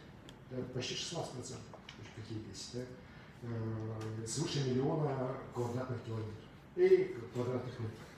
Вот. И, конечно, вот, одно дело здесь якутские расселения, другое дело вот, в том же Чукурдахе или в Белой горе, там, да, там же тоже огромное количество аварийного жилья, в процентном отношении гораздо больше, чем в Якутске, например, так? Но представьте себе, что такое построить новый многоквартирный дом в той же Белой горе, да? Там целая история на несколько лет. Просто из-за того, что логистика не позволяет это быстро сделать. Вот. И, конечно, поэтому это находится на нашем постоянном контроле, работы идут, мы из графика не выходим, все идет по графику в целом, где-то чуть лучше, где-то чуть хуже. Вот. Но мы очень надеемся, что по окончании вот этой программы, она официально в 2024 году будет финансирование закрываться, а в 2025 году уже фактическое строительство, будет объявлена новая программа. Так? Федеральная по сносу аварийного жилья. Правда, говорят, что условия там определенным образом поменяются, софинансирование региона вырастет и так далее, но главное для нас, чтобы эта программа продолжалась с поддержкой федерального бюджета. На сегодняшний день у нас в республике за эти годы, после 2017 года, тоже очень большое количество жилья признано уже аварийным, свыше 900 тысяч квадратных метров. Вот. И значительная часть по городу Якутску тоже признаны, как раз вот в этих 900 тысяч признаны аварийными. Поэтому, конечно, эта работа будет идти, продолжаться. Мы верим, что благодаря этой программе еще десятки тысяч людей у нас улучшат свои жилищные условия. Мы, кстати, сейчас и не останавливаемся, мы по городу Якутску работу продолжаем в части программ комплексного развития территории. По КРТ мы по Якутску, тот же 17-й квартал, сейчас он будет, все равно там население домов будет продолжаться. Будет идти вперед для того, чтобы мы этот проект такой многострадальный, долгий, но очень нужный людям все-таки реализовали. Спасибо. Идем дальше. Марьяна Тарасова, телеканал Якутия 24. Пожалуйста, ваш вопрос.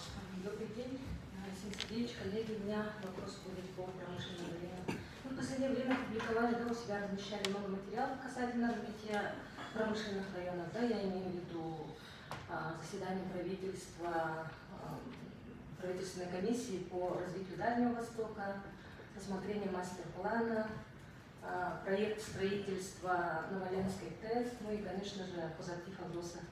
Скажите, пожалуйста, а чего ожидать вообще от реализации проектов жителям республики и самим жителям этих районов? Спасибо. Конечно же, мы все должны ожидать, что благодаря реализации этих промышленных проектов жизнь людей в Якутии станет лучше. В первую очередь за счет увеличения налоговой нашей базы, за счет увеличения доходов людей, увеличения занятости людей на высокооплачиваемых специальностях. И мы видим, что это как раз и реализуется там, где эти проекты начинают постепенно уже в жизнь внедряться. Возьмем тот же Нернгли, я же помню, 18-й год он был такой весь Нернгли, но он уже начал оживать, потому что Колмар начал уже какие-то проекты реализовывать, но все равно было очень большое неверие. В Вергу вообще никто не верил в вергинский проект. Многие думали, что и Якутия скорость вот сейчас буквально закроется, Колмар там тоже пойдет, не пойдет. Ну а сегодня Нернгли это вообще другой город, он кипит, там раньше там десятки, если не сотни квартир выставлялись на продажу, сегодня вообще невозможно ничего купить. Аренда резко выросла. То есть люди приезжают, люди хотят работать, видно, что малый бизнес оживает. Ну, то есть жизнь поменялась в городе благодаря тому, что вот промышленные проекты, которые мы с помощью крупнейших российских компаний там запустили, они начали реализовываться. Никто уже не уходит из крупных компаний. Тот же Мечел начал осваивать уже не только угольные месторождения свои, но и железные рудные месторождения. Эрго вообще-то крупнейший, на мой взгляд, проект промышленный в России, огромный проект, реализованный полностью за счет частного капитала. Колмар уже выходит на те показатели, о которых заявлялось, и строят тоже крупнейшие фабрики, открывают новые шахты, порты строят. И вот это показатель того, что будет, если мы будем нормально промышленность развивать. Тот же Мирный взять, но сейчас мы уже в этом году начнем работу по строительству рудника Мир Глубокий. Это тоже, вот еще раз говорю, минимум на 50 лет, это точно то, что мирным алмазодобыча точно будет. Да? И развитие в этой части. Но кроме этого, вокруг Мирного там и нефть, и газ, реализация этих проектов тоже, конечно, будет требовать и людей, и определенные серьезные доходы будут поступать в бюджет и района, и города. Поэтому вот именно я считаю, что реализация этих проектов, она позволит и бюджету республики наполняться, и бюджету муниципальных районов, и в целом будет улучшать качество жизни людей. У нас здесь, поверьте мне, перспективы, наверное, одни из самых лучших в нашей стране. Спасибо. Алексей Толстяков, редакция «Столица», пожалуйста. Добрый день, Александр Сергеевич. Буквально месяц назад приезжал помощник президента страны Орешкин, которому был репрезентован проект мастер-плана.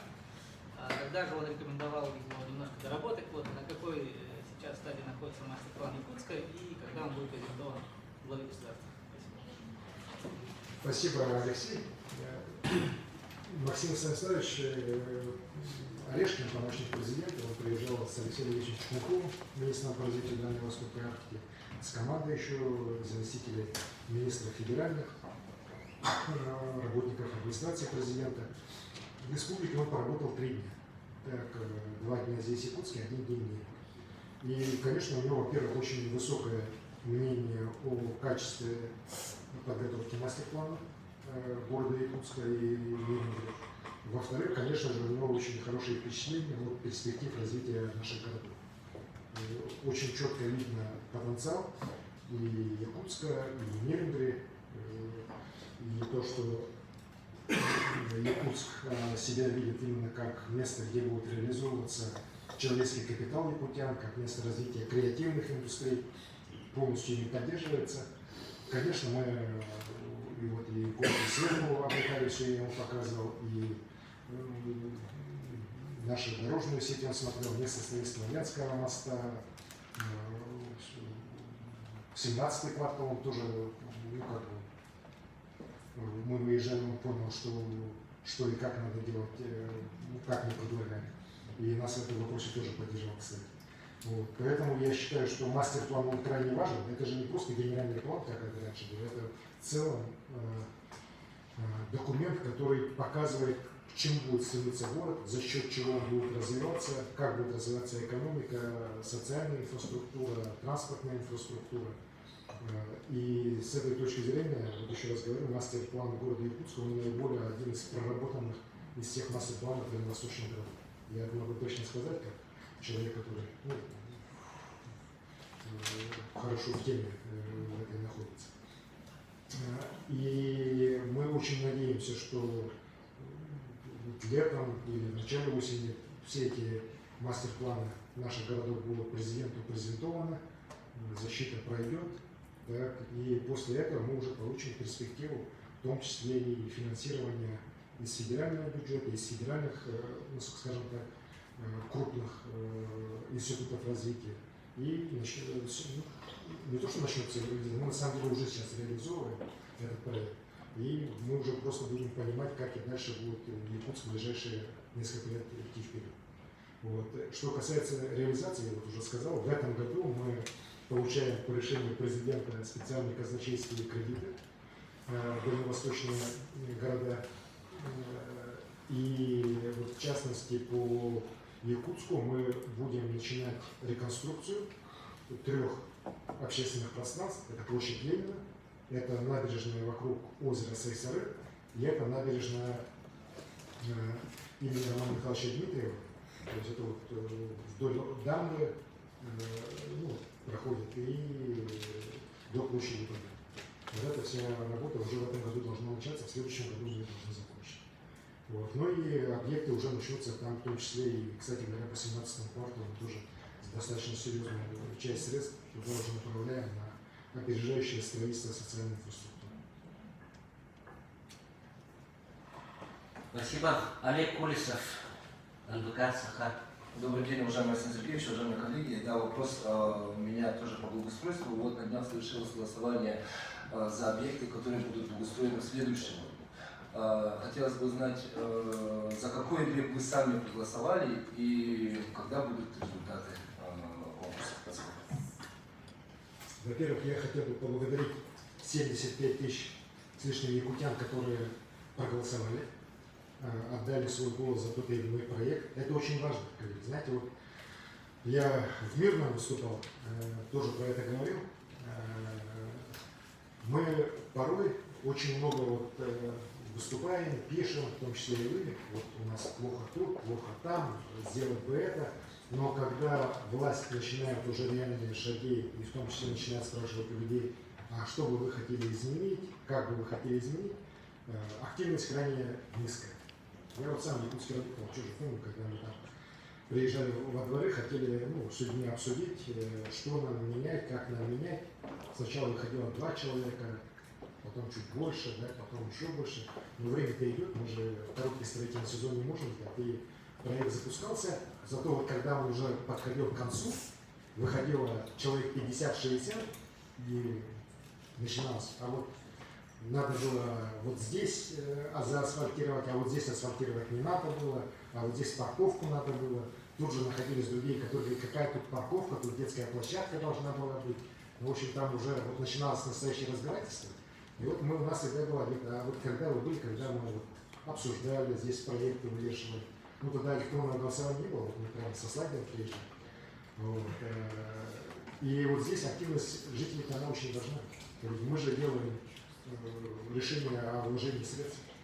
И, конечно, субъективно, может быть, да, но оно очень верно, что мы должны куда вкладываться. Те проекты, которые люди больше всего поддерживают. Вот в Якутске сейчас, если на память мне не изменяет, больше всего людей проголосовало за сквер, где памятник нашему первому герою Советского Союза Федору Попову будет стоять.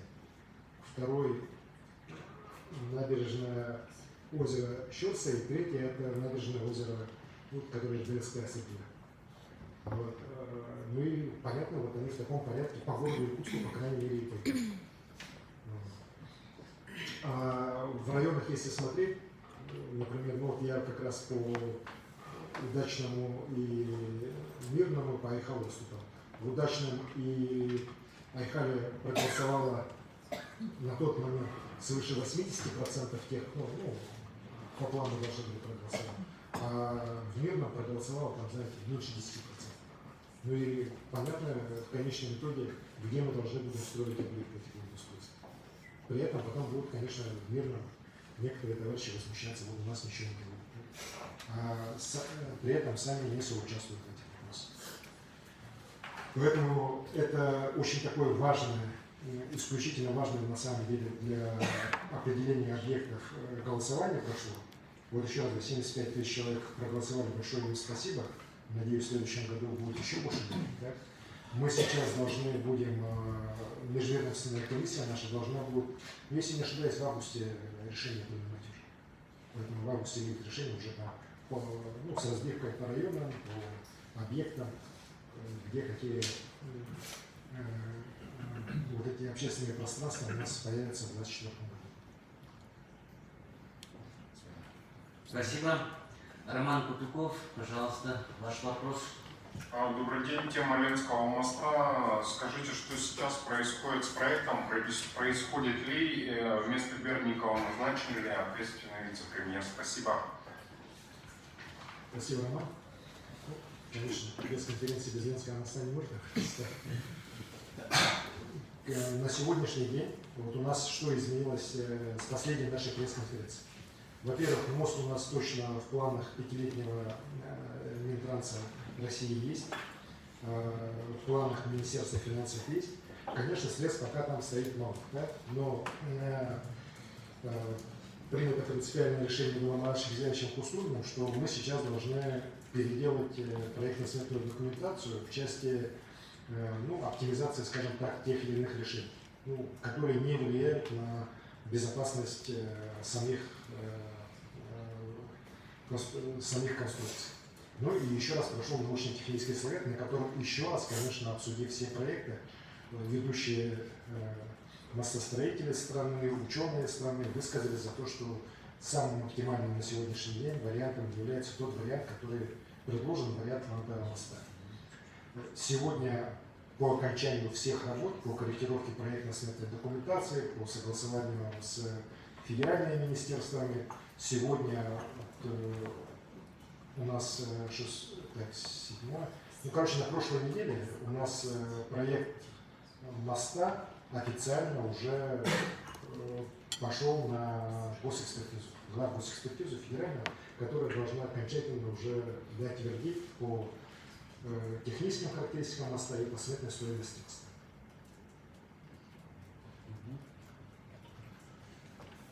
Ответственный-то есть новый? Ответственный у нас сейчас назначен Кирилл Евгеньевич Пешков. Спасибо. Идем дальше. Айталина Никифорова, пожалуйста. Пост.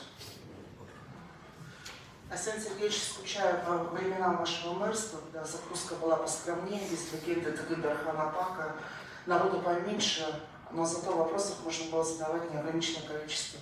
Вопрос конкретный. Строительство крупнейшего объекта в Якутии, квартала Р в Нерингле, затормозилось. Как это отразится на указе социально-экономического развития Неринглинского района и вообще какова его дальнейшая судьба? Ну и так, для информации, вчера беседовали с главой ИЕНКО Юхновцом.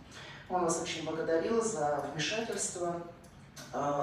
что разобрались с компанией Титан Автотрейд, которая загрязняла их единственный источник питьевой воды.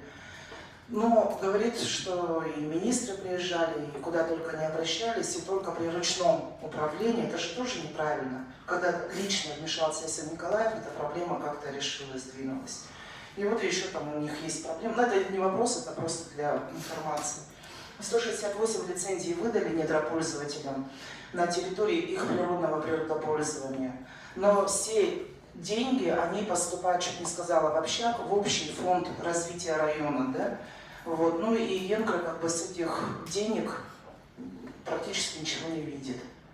Вот. Ну, про квартал Р говорится. Спасибо.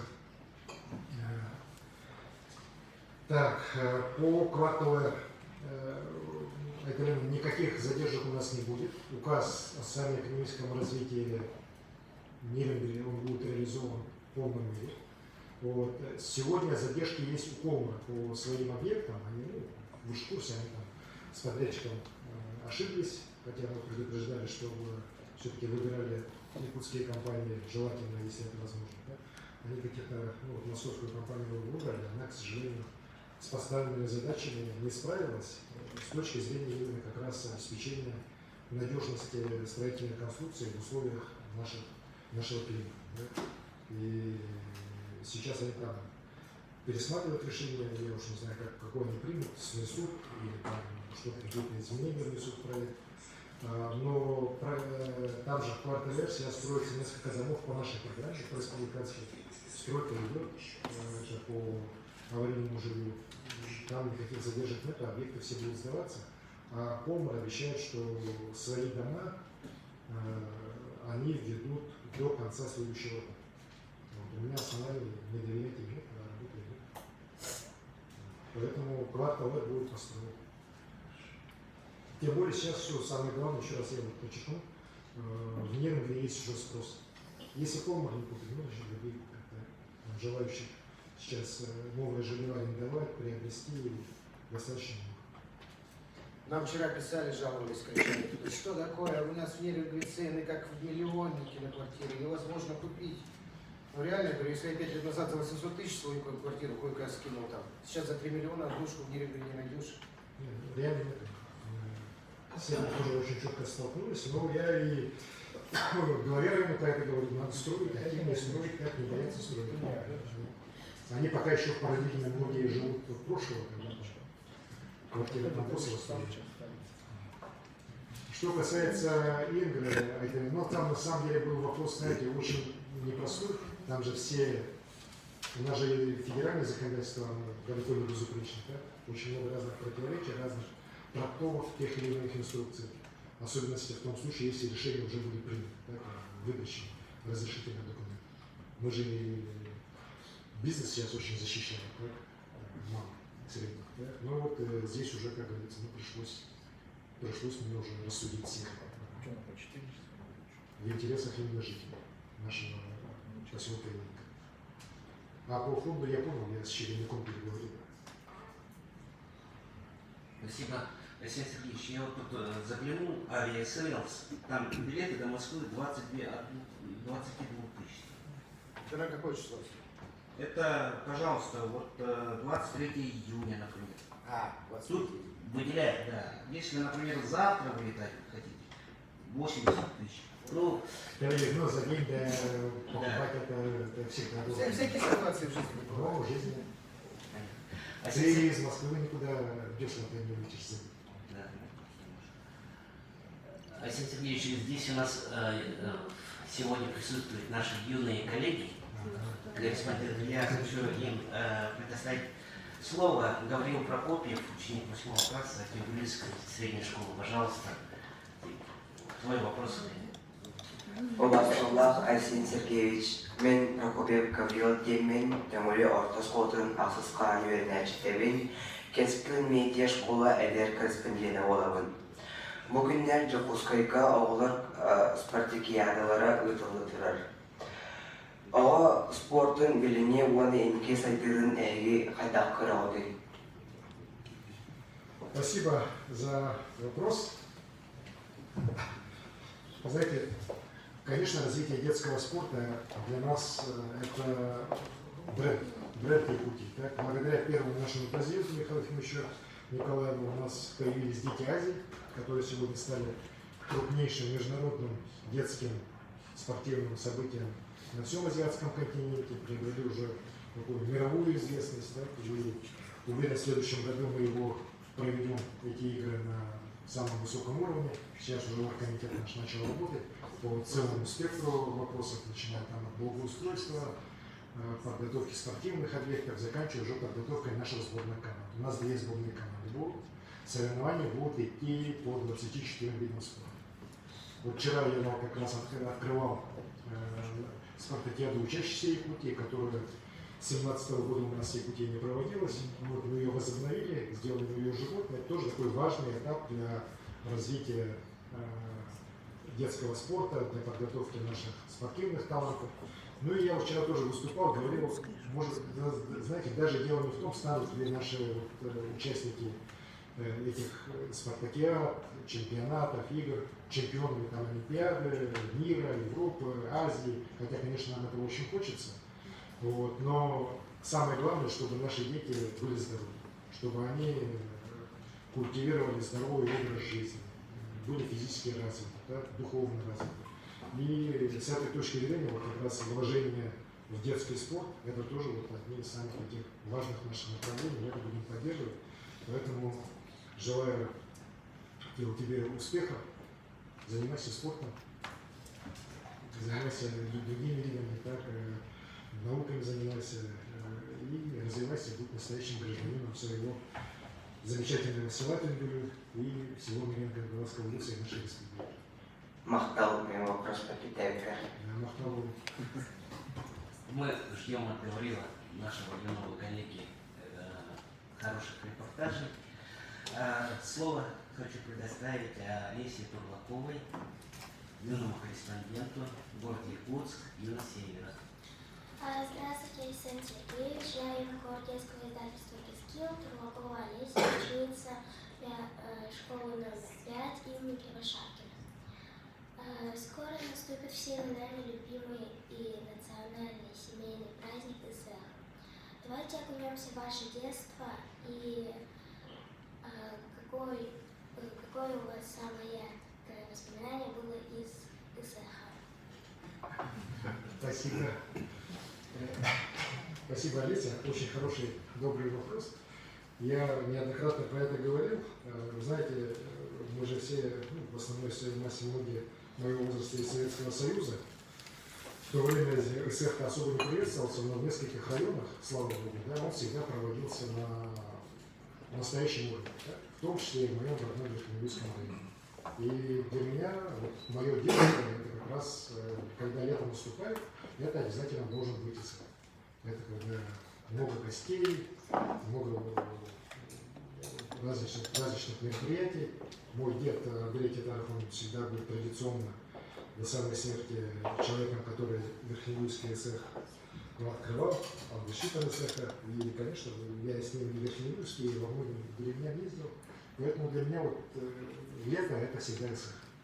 Поэтому, может быть, я его очень люблю. И все сделал, чтобы наш ИСЭХ Туймада здесь, в городе Якутске, стал таким, знаете, самым крупным национальным праздником на территории всей нашей великой страны. Уверен, он таким дальше и останется. Спасибо. Спасибо.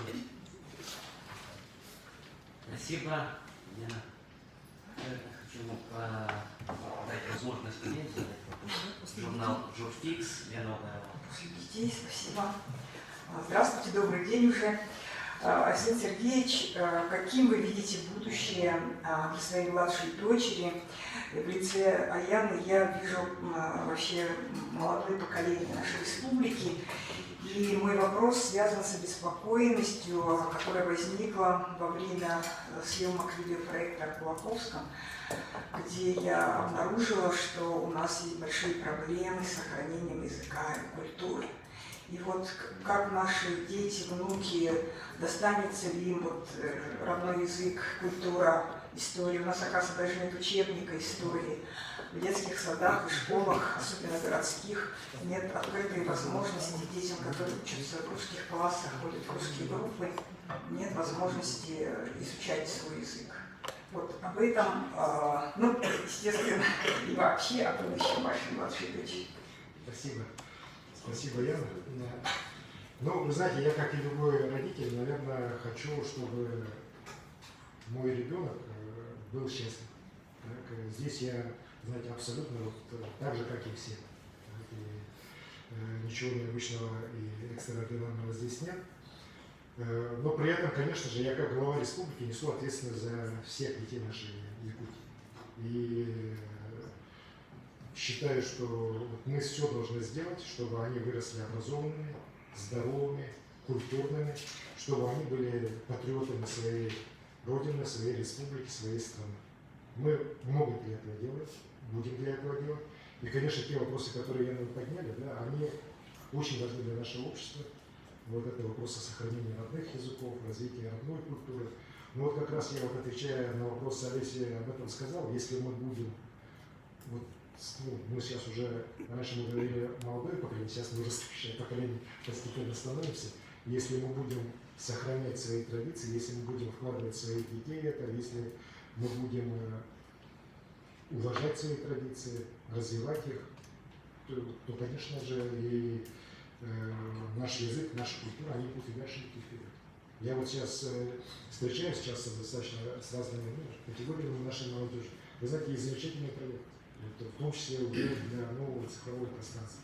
Ну, вот даже не говоря о языке Сахара, по которому проектов масса, да, вот сейчас же этот проект Аяна, кстати, который вот опрос у нас сделал, по сохранению языков наших малых народов. Он же тоже замечательный проект, весь цифровой, и как раз он абсолютно вот как раз направлен на развитие даже таких, ну, таких не очень больших языков. И таких проектов много сразу, они появляются в том числе в креативных индустриях. Как раз сейчас же, вы знаете, вот я же тоже общаюсь с людьми многими. Сейчас проблема все-таки смысла. Проблема сохранения какой-то вот идентичности, интересности. Да? И с этой точки зрения Якутия — это уникальный край, где мы можем миру явить вообще разнообразие самых таких интересных, ярких, самобытных культур. И мы этим должны гордиться, мы должны это уважать и должны это продвигать. Спасибо большое. Что касается учебника истории, мы это сейчас делаем. У нас скоро, это очень у нас скоро, вот, я надеюсь, в ближайшее время появится учебник истории Якутии. Вот. Он сделан на основе наших академических учебников для вуза. И очень надеюсь, что мы уже в наступающем учебном году учебник идет уже в школу у нас появится. Это очень хорошо. Вот вы сказали, что у нас строительство школ идет сейчас большими высокими темпами, это радует. Вот как сделать так, чтобы в этих школах все-таки была возможность какая-то факультативная хотя бы, да, давать якутский язык? Я сейчас решение точно вам не озвучу, но как идею я дал своим коллегам проработать, это правительство сейчас занимается, чтобы с 2025 года в наших школах обязательно был класс на якутском языке. На всех. Потому что все же это так давно на откуп уже школам и так далее. Вот, мы должны сделать, чтобы это было уже в школах класс идет, но и факультативное обучение, оно тоже было возможным для любого. Спасибо большое. Я вот, раз уж дорвалась до микрофона, просто в качестве... Я быстрее скажу. У меня просьба. Посмотрите, пожалуйста, видеоцикл о Кулаковском и выскажите свое мнение. Спасибо. Коллеги, когда мы готовили пресс-конференцию, мы собирали вопросы и от наших районных газет. Спасибо большое Гусмедиа, в этом помогли. И многие вопросы, конечно, повторяются, но, Арсений Сергеевич, я один отметил, газеты «Алёкма», столетию Якутской ССР, город Якутск был обеспечен новыми красными автобусами. Имеется ли возможность распространить эту программу на улице, например, «Алёкма»? Насчет света точно говорить не буду, да? Будут ли они красными. Вот, но то, что программа будет продолжена в этом году, это факт. Мы сейчас благодаря поддержке Юрия Петровича Трутнева, благодаря поддержке Мараша Гадяновича, просто у нас 400 миллионов сейчас получаем средств тоже вот по линии специального казначейского кредита. И они будут распределены, в том числе по первую очередь на покупку автобусов для общественного транспорта. И в том числе, я помню, в списке у нас город Алеппос тоже фигурирует. Сколько там их было, я сейчас не помню, то 4, то 5 автобусов. В общем, будет автобусов. Спасибо. Медвяна Стручкова. Сахар-Печать, пожалуйста, ваш вопрос. Добрый день, коллеги. Спасибо, Семен Иванович, что хотя бы один вопрос прозвучал от наших районах. Да? Я бы хотела, чтобы, наверное, у нас при присутствии моих коллег, наверное, заработали больше. Да? То есть у нас 34 главных редактора, соответственно, Давайте мы отдельно для ваших газет сделаем. Спасибо, вот к чему я и хотела. Да? А то с Трофимовым точно этого не дождетесь, так? Спасибо. У нас как раз будет проходить семинар, на который мы собираемся всем коллективом, будут все редактора. У нас вот ближе к Дню национальной печати. Спасибо, вот, Александр Сергеевич, за этот день, за то, что мы можем именно за печать и СМИ на якутском народном языке развивать и идти дальше. Но мен үйдігін халы берекімларын білген бұл судырғыда оқкеніне білге күн тұттар жаммот тұқылына дейдерді интеллигенциябыз.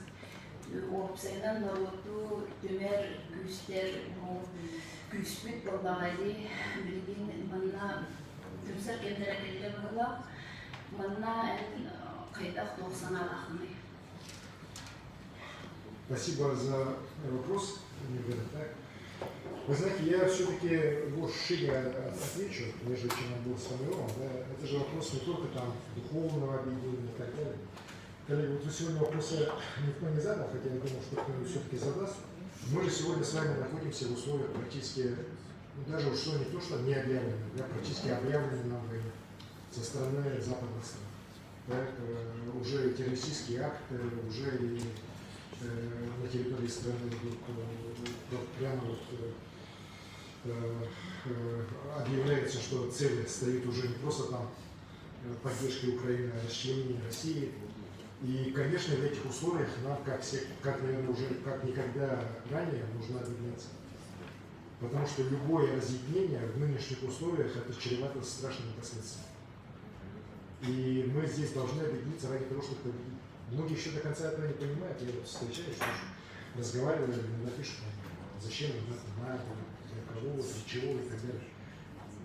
Друзья, наши ребята сейчас на передовой, они воюют за нас, за то, чтобы мы с вами могли вот такие пресс-конференции проводить, говорить о развитии искусства, культуры, спорта, детства. Если ребята наши не достигнут цели, да, то, конечно, это будет крайне плохо. Но мы в это не верим, мы верим, мы знаем, что мы обязательно победим. Вот. И вот для этого нам здесь нужно быть единым. Знаете, мы, особенно в нашей республике, люди такие, что по любому поводу готовы, там, знаете, делиться на бесконечное количество частей. Так? Спорить там, до хрипоты, до этого, по абсолютно ненужным, несущественным вопросам. Сейчас точно не это время. Придет время, может быть, опять там начнем дискутировать, там, играть в оппозицию, там, кто там прав, кто не прав и так далее. Сейчас время другое. И вот как раз вокруг наших традиционных ценностей, российских ценностей, мы должны объединиться. Россия сильна чем? Россия сильна народом. Тем, что мы, знаете, большая страна. И западные страны, они ничего не понимают. Они вот видят нашу многонациональность, как это наша слава, а наоборот, это наша сила. И вот этой силой мы должны воспользоваться. Она приходит именно через единство.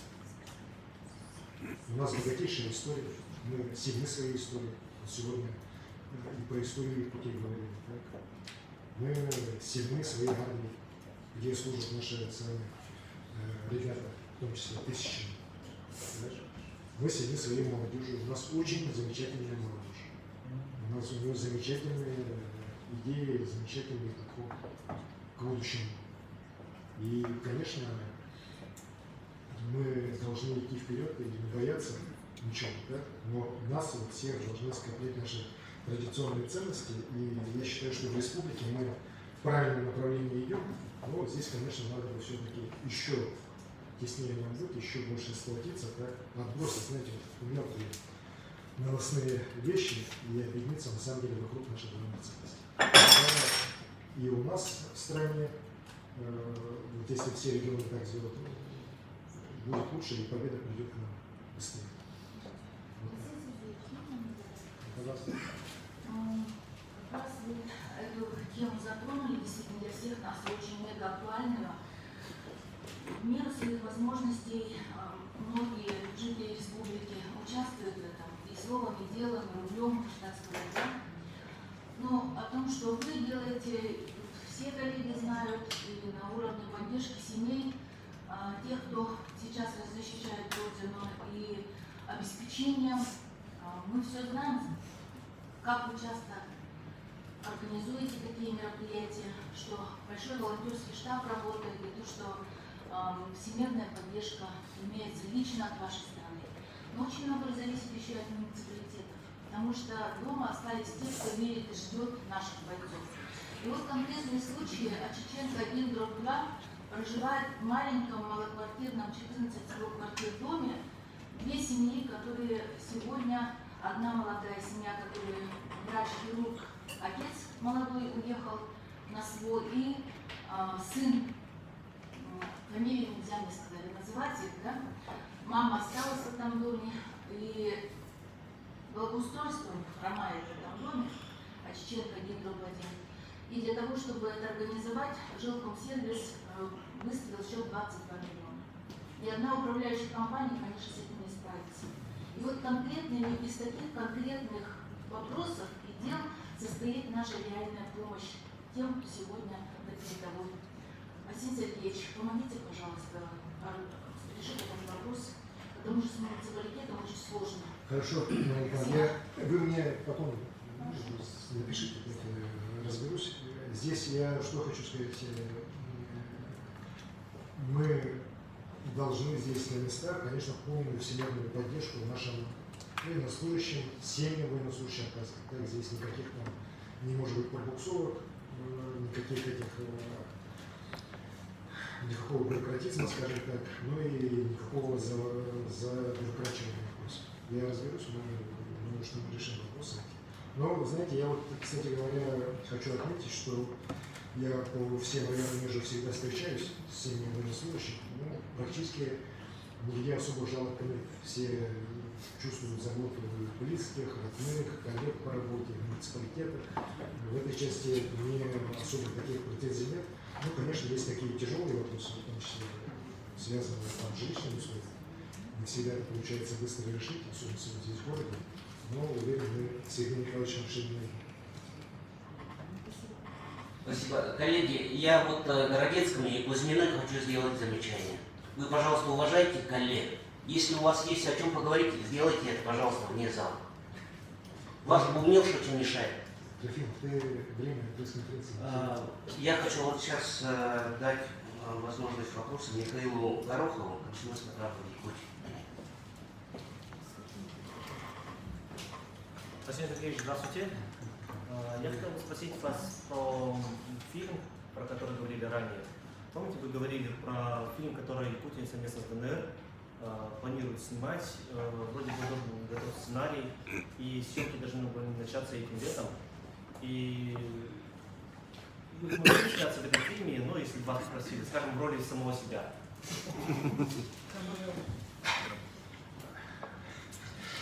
Спасибо. Миша, ты всегда задаешь такие интересные вопросы. Вот мы тогда озвучили как раз предложение о том, что вот у нас уже такая идея родилась о снятии фильма.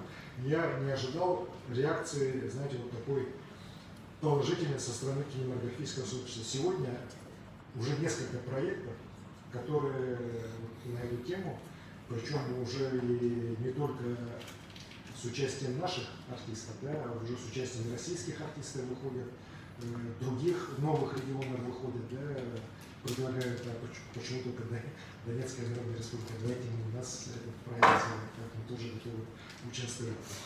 И мы, конечно, у меня подход такой, ребята, делайте, ну, я туда вообще не лезу, сценарии какие, ну, просто синопсис показывайте, так, и делайте проекты, мы по мере возможности их поддержим. И слава богу, еще раз говорю, сейчас уже не только мы, но и другие регионы готовы в этих вопросах соучаствовать.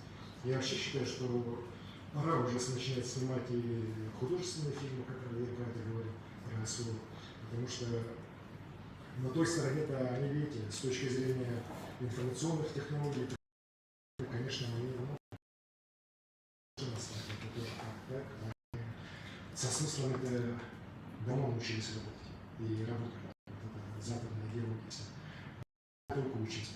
Но у нас и становится лучше.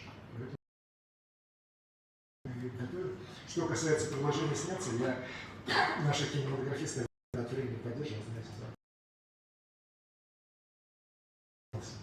что-то из предложения в роли головы сняться, снялось. Спасибо. Филиппова, Мусмедиа. Добрый день. У меня такой вопрос, точнее вопрос от районных редакций. С 2018 года вы много ездили по районам республики. Какая поездка произвела самое позитивное и, возможно, самое негативное впечатление? Ну, наверное, начну с самого такого, ну, я бы не сказал негативное, да, я скажу, наверное, самое такое тяжелое впечатление, это моя первая поездка в Нернгель. Я честно говорю, я не ожидал, что здравоохранение в Нернгеле, оно в таком удручающем состоянии будет. Это лето 18 года. Вот. Ну и вот с тех пор я постоянно занимаюсь в том числе и вопросами, чтобы у нас медицина там становилась лучше. Оборудование покупалось, ремонты шли. Не скажу, что мы все сделали, так, но по крайней мере тренд там точно есть. Детская поликлиника, например, мы всем показываем, вот это вот, все другие объекты будут такие же. Да? И уверен, что так и будет.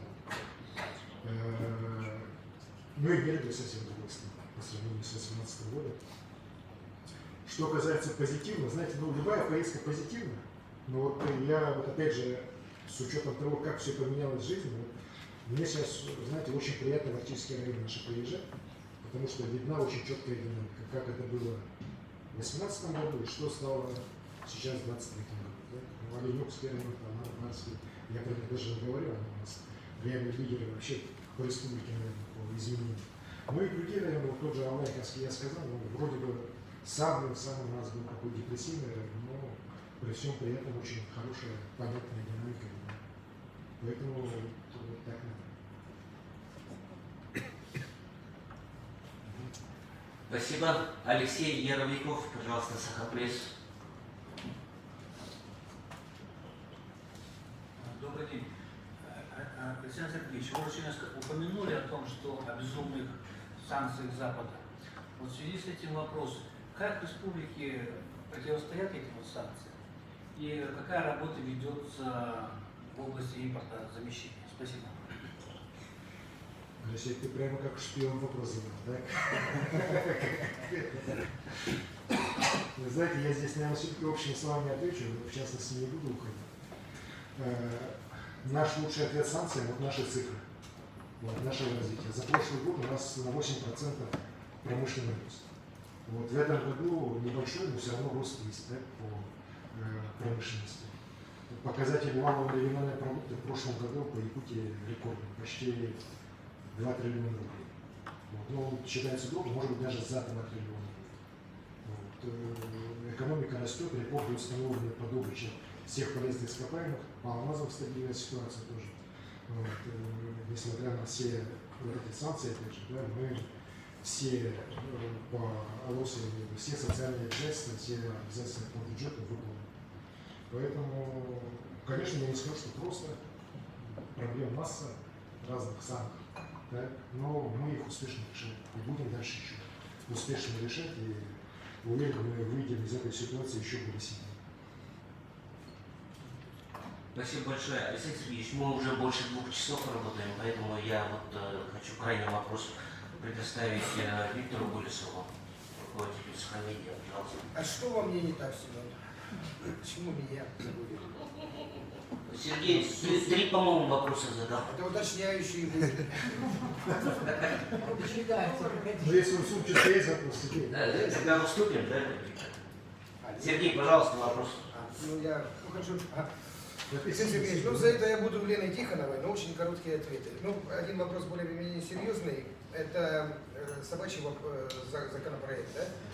Где, не кажется ли вам это подстава со стороны депутатов, чтобы вы, как глава, вообще как региональные власти, будете принимать решения о том, стоит ли усыплять, не усыплять, как вы вообще к этому относитесь, какие решения вы будете принимать в этом плане по собакам, если этот законопроект все-таки устоится в данной форме.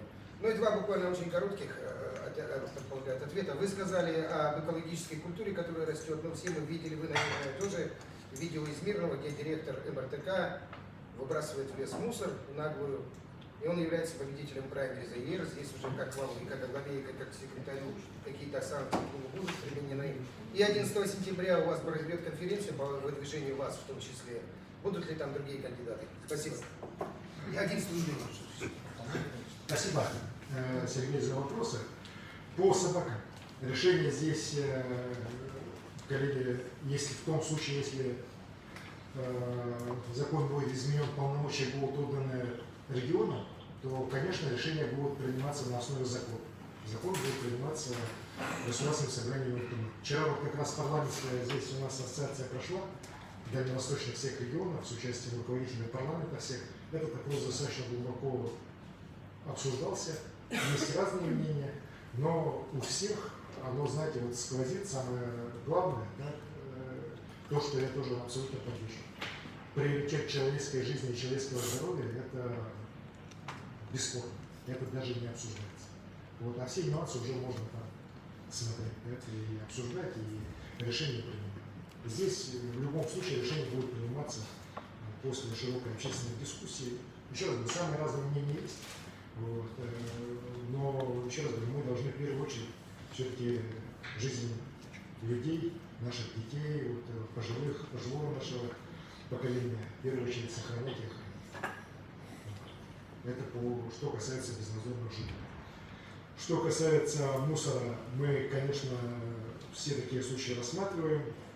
Я считаю, что порицание мы сделаем, так, разобравшись, что же там это все. Что касается конференции, то у нас конференция до 11 будет, выдвижение мое будет. Ну, насколько как я понимаю, там по всем процедурам у нас эти голосование идет на основе альтернативного голосования. Альтернативного? Альтернативного. Это у нас требование нашего устава. Спасибо. Виктор Болесов, пожалуйста, Сахамедиа. День добрый, Алексей Сергеевич, уважаемые коллеги. У меня вопрос такой. Значит, конечно, последние 5 лет у нас были довольно-таки непростыми. Это так называемые за многие лет радикализации нашей природы, климата, в связи с этим пожары, потом ковид, сейчас вот все, что связано с СВО. И сегодня у нас прошло 5 лет, совсем другие условия, совсем другая работа. Значит, да, вот в связи с этим, Алексей Сергеевич, вот как вот вы сейчас в связи с этим, значит, с каким посылом работаете, идете, значит, как мотивируете своих, значит, подчиненных людей вокруг вас, что вы им говорите? Спасибо. Спасибо, Виктор Николаевич.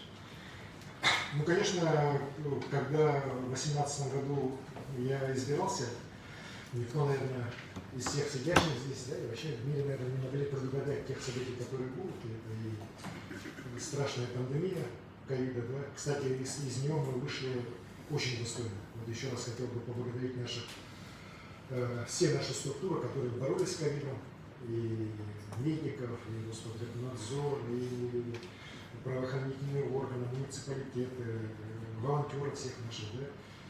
Я в самом начале, если кто подзабыл, могу еще раз напомнить, я с самого начала говорил, что о нашей работе в период ковида будут судить, сколько человек погибло. других критериев не будет. Тогда многие говорят, да нет, вы не правы, там от другого, вот это, что-то. Вот сейчас прошло все, и все оценивают именно как все. Сколько человек от ковида в той или иной стране погибло, в той или ином регионе. Да? Мы 81 место по смертности, одно из самых последних стран. Это вот лучший показатель, другого быть не может. Значит, мы все делали, ну, насколько это возможно в таких ситуациях. Может быть, тяжело порой, да, может быть, там с какими-то ошибками, с рубами, да, порой, да, со стучанием кулаками и так далее, но мы это сделали. Так, и я считаю, что вышли из ситуации достойно. Конечно, и лесные пожары нас очень удобно научили. Как можно ли было противостоять этим пожарам в тех условиях именно так, как нам хотелось? Может быть, лучше что-то могло получиться, да, так, но реально в тех условиях, я считаю, мы сделали самое главное. Мы не допустили переноса пожаров на массовом населенном пункте. 47 раз пожар был на расстоянии 100-200 метров от населенного пункта. Это по меркам лесных пожаров это вообще ничего. И мы 47 раз отстояли, но вот один раз освободили, и тут здесь. Без пыли мы не смогли это сделать. Ну, еще раз говорю, мы зато быстро восстановили. И самое главное, человеческих жертв у нас практически не было допущено. Один погиб человек, который участвовал в тушении. Ну, а вы же сейчас видите, сколько у нас за этот сезон уже пострадало. Если не ошибаюсь, свыше 500 животных сказали. Уже сначала лесопожарного сезона. Конечно, и мы сделали выводы, 22 год у нас прошел на совсем другом уровне. Ну и спецоперации, конечно, это точно об этом, наверное, ни один человек не думал. Вот. Но еще раз говорю, Якутия тоже здесь с точки зрения поддержки своих военнослужащих, с поддержки семей военнослужащих, ну и обеспечения главной нашей задачи как региона, как обеспечение крепкого экономического тыла, о чем мы с президентом говорили, мы выглядим тоже достойно. Конечно, дальше работать задач у нас много, самых разных задач, самых разных подходов. И вы знаешь, я бы не стал тут делать там членов команды и так далее, там, как мотивировать. Я бы хотел, наверное, ко всем нам обратиться, да, вот Киртан, я как раз говорил про это. Знаете, надо работать под лозунгом,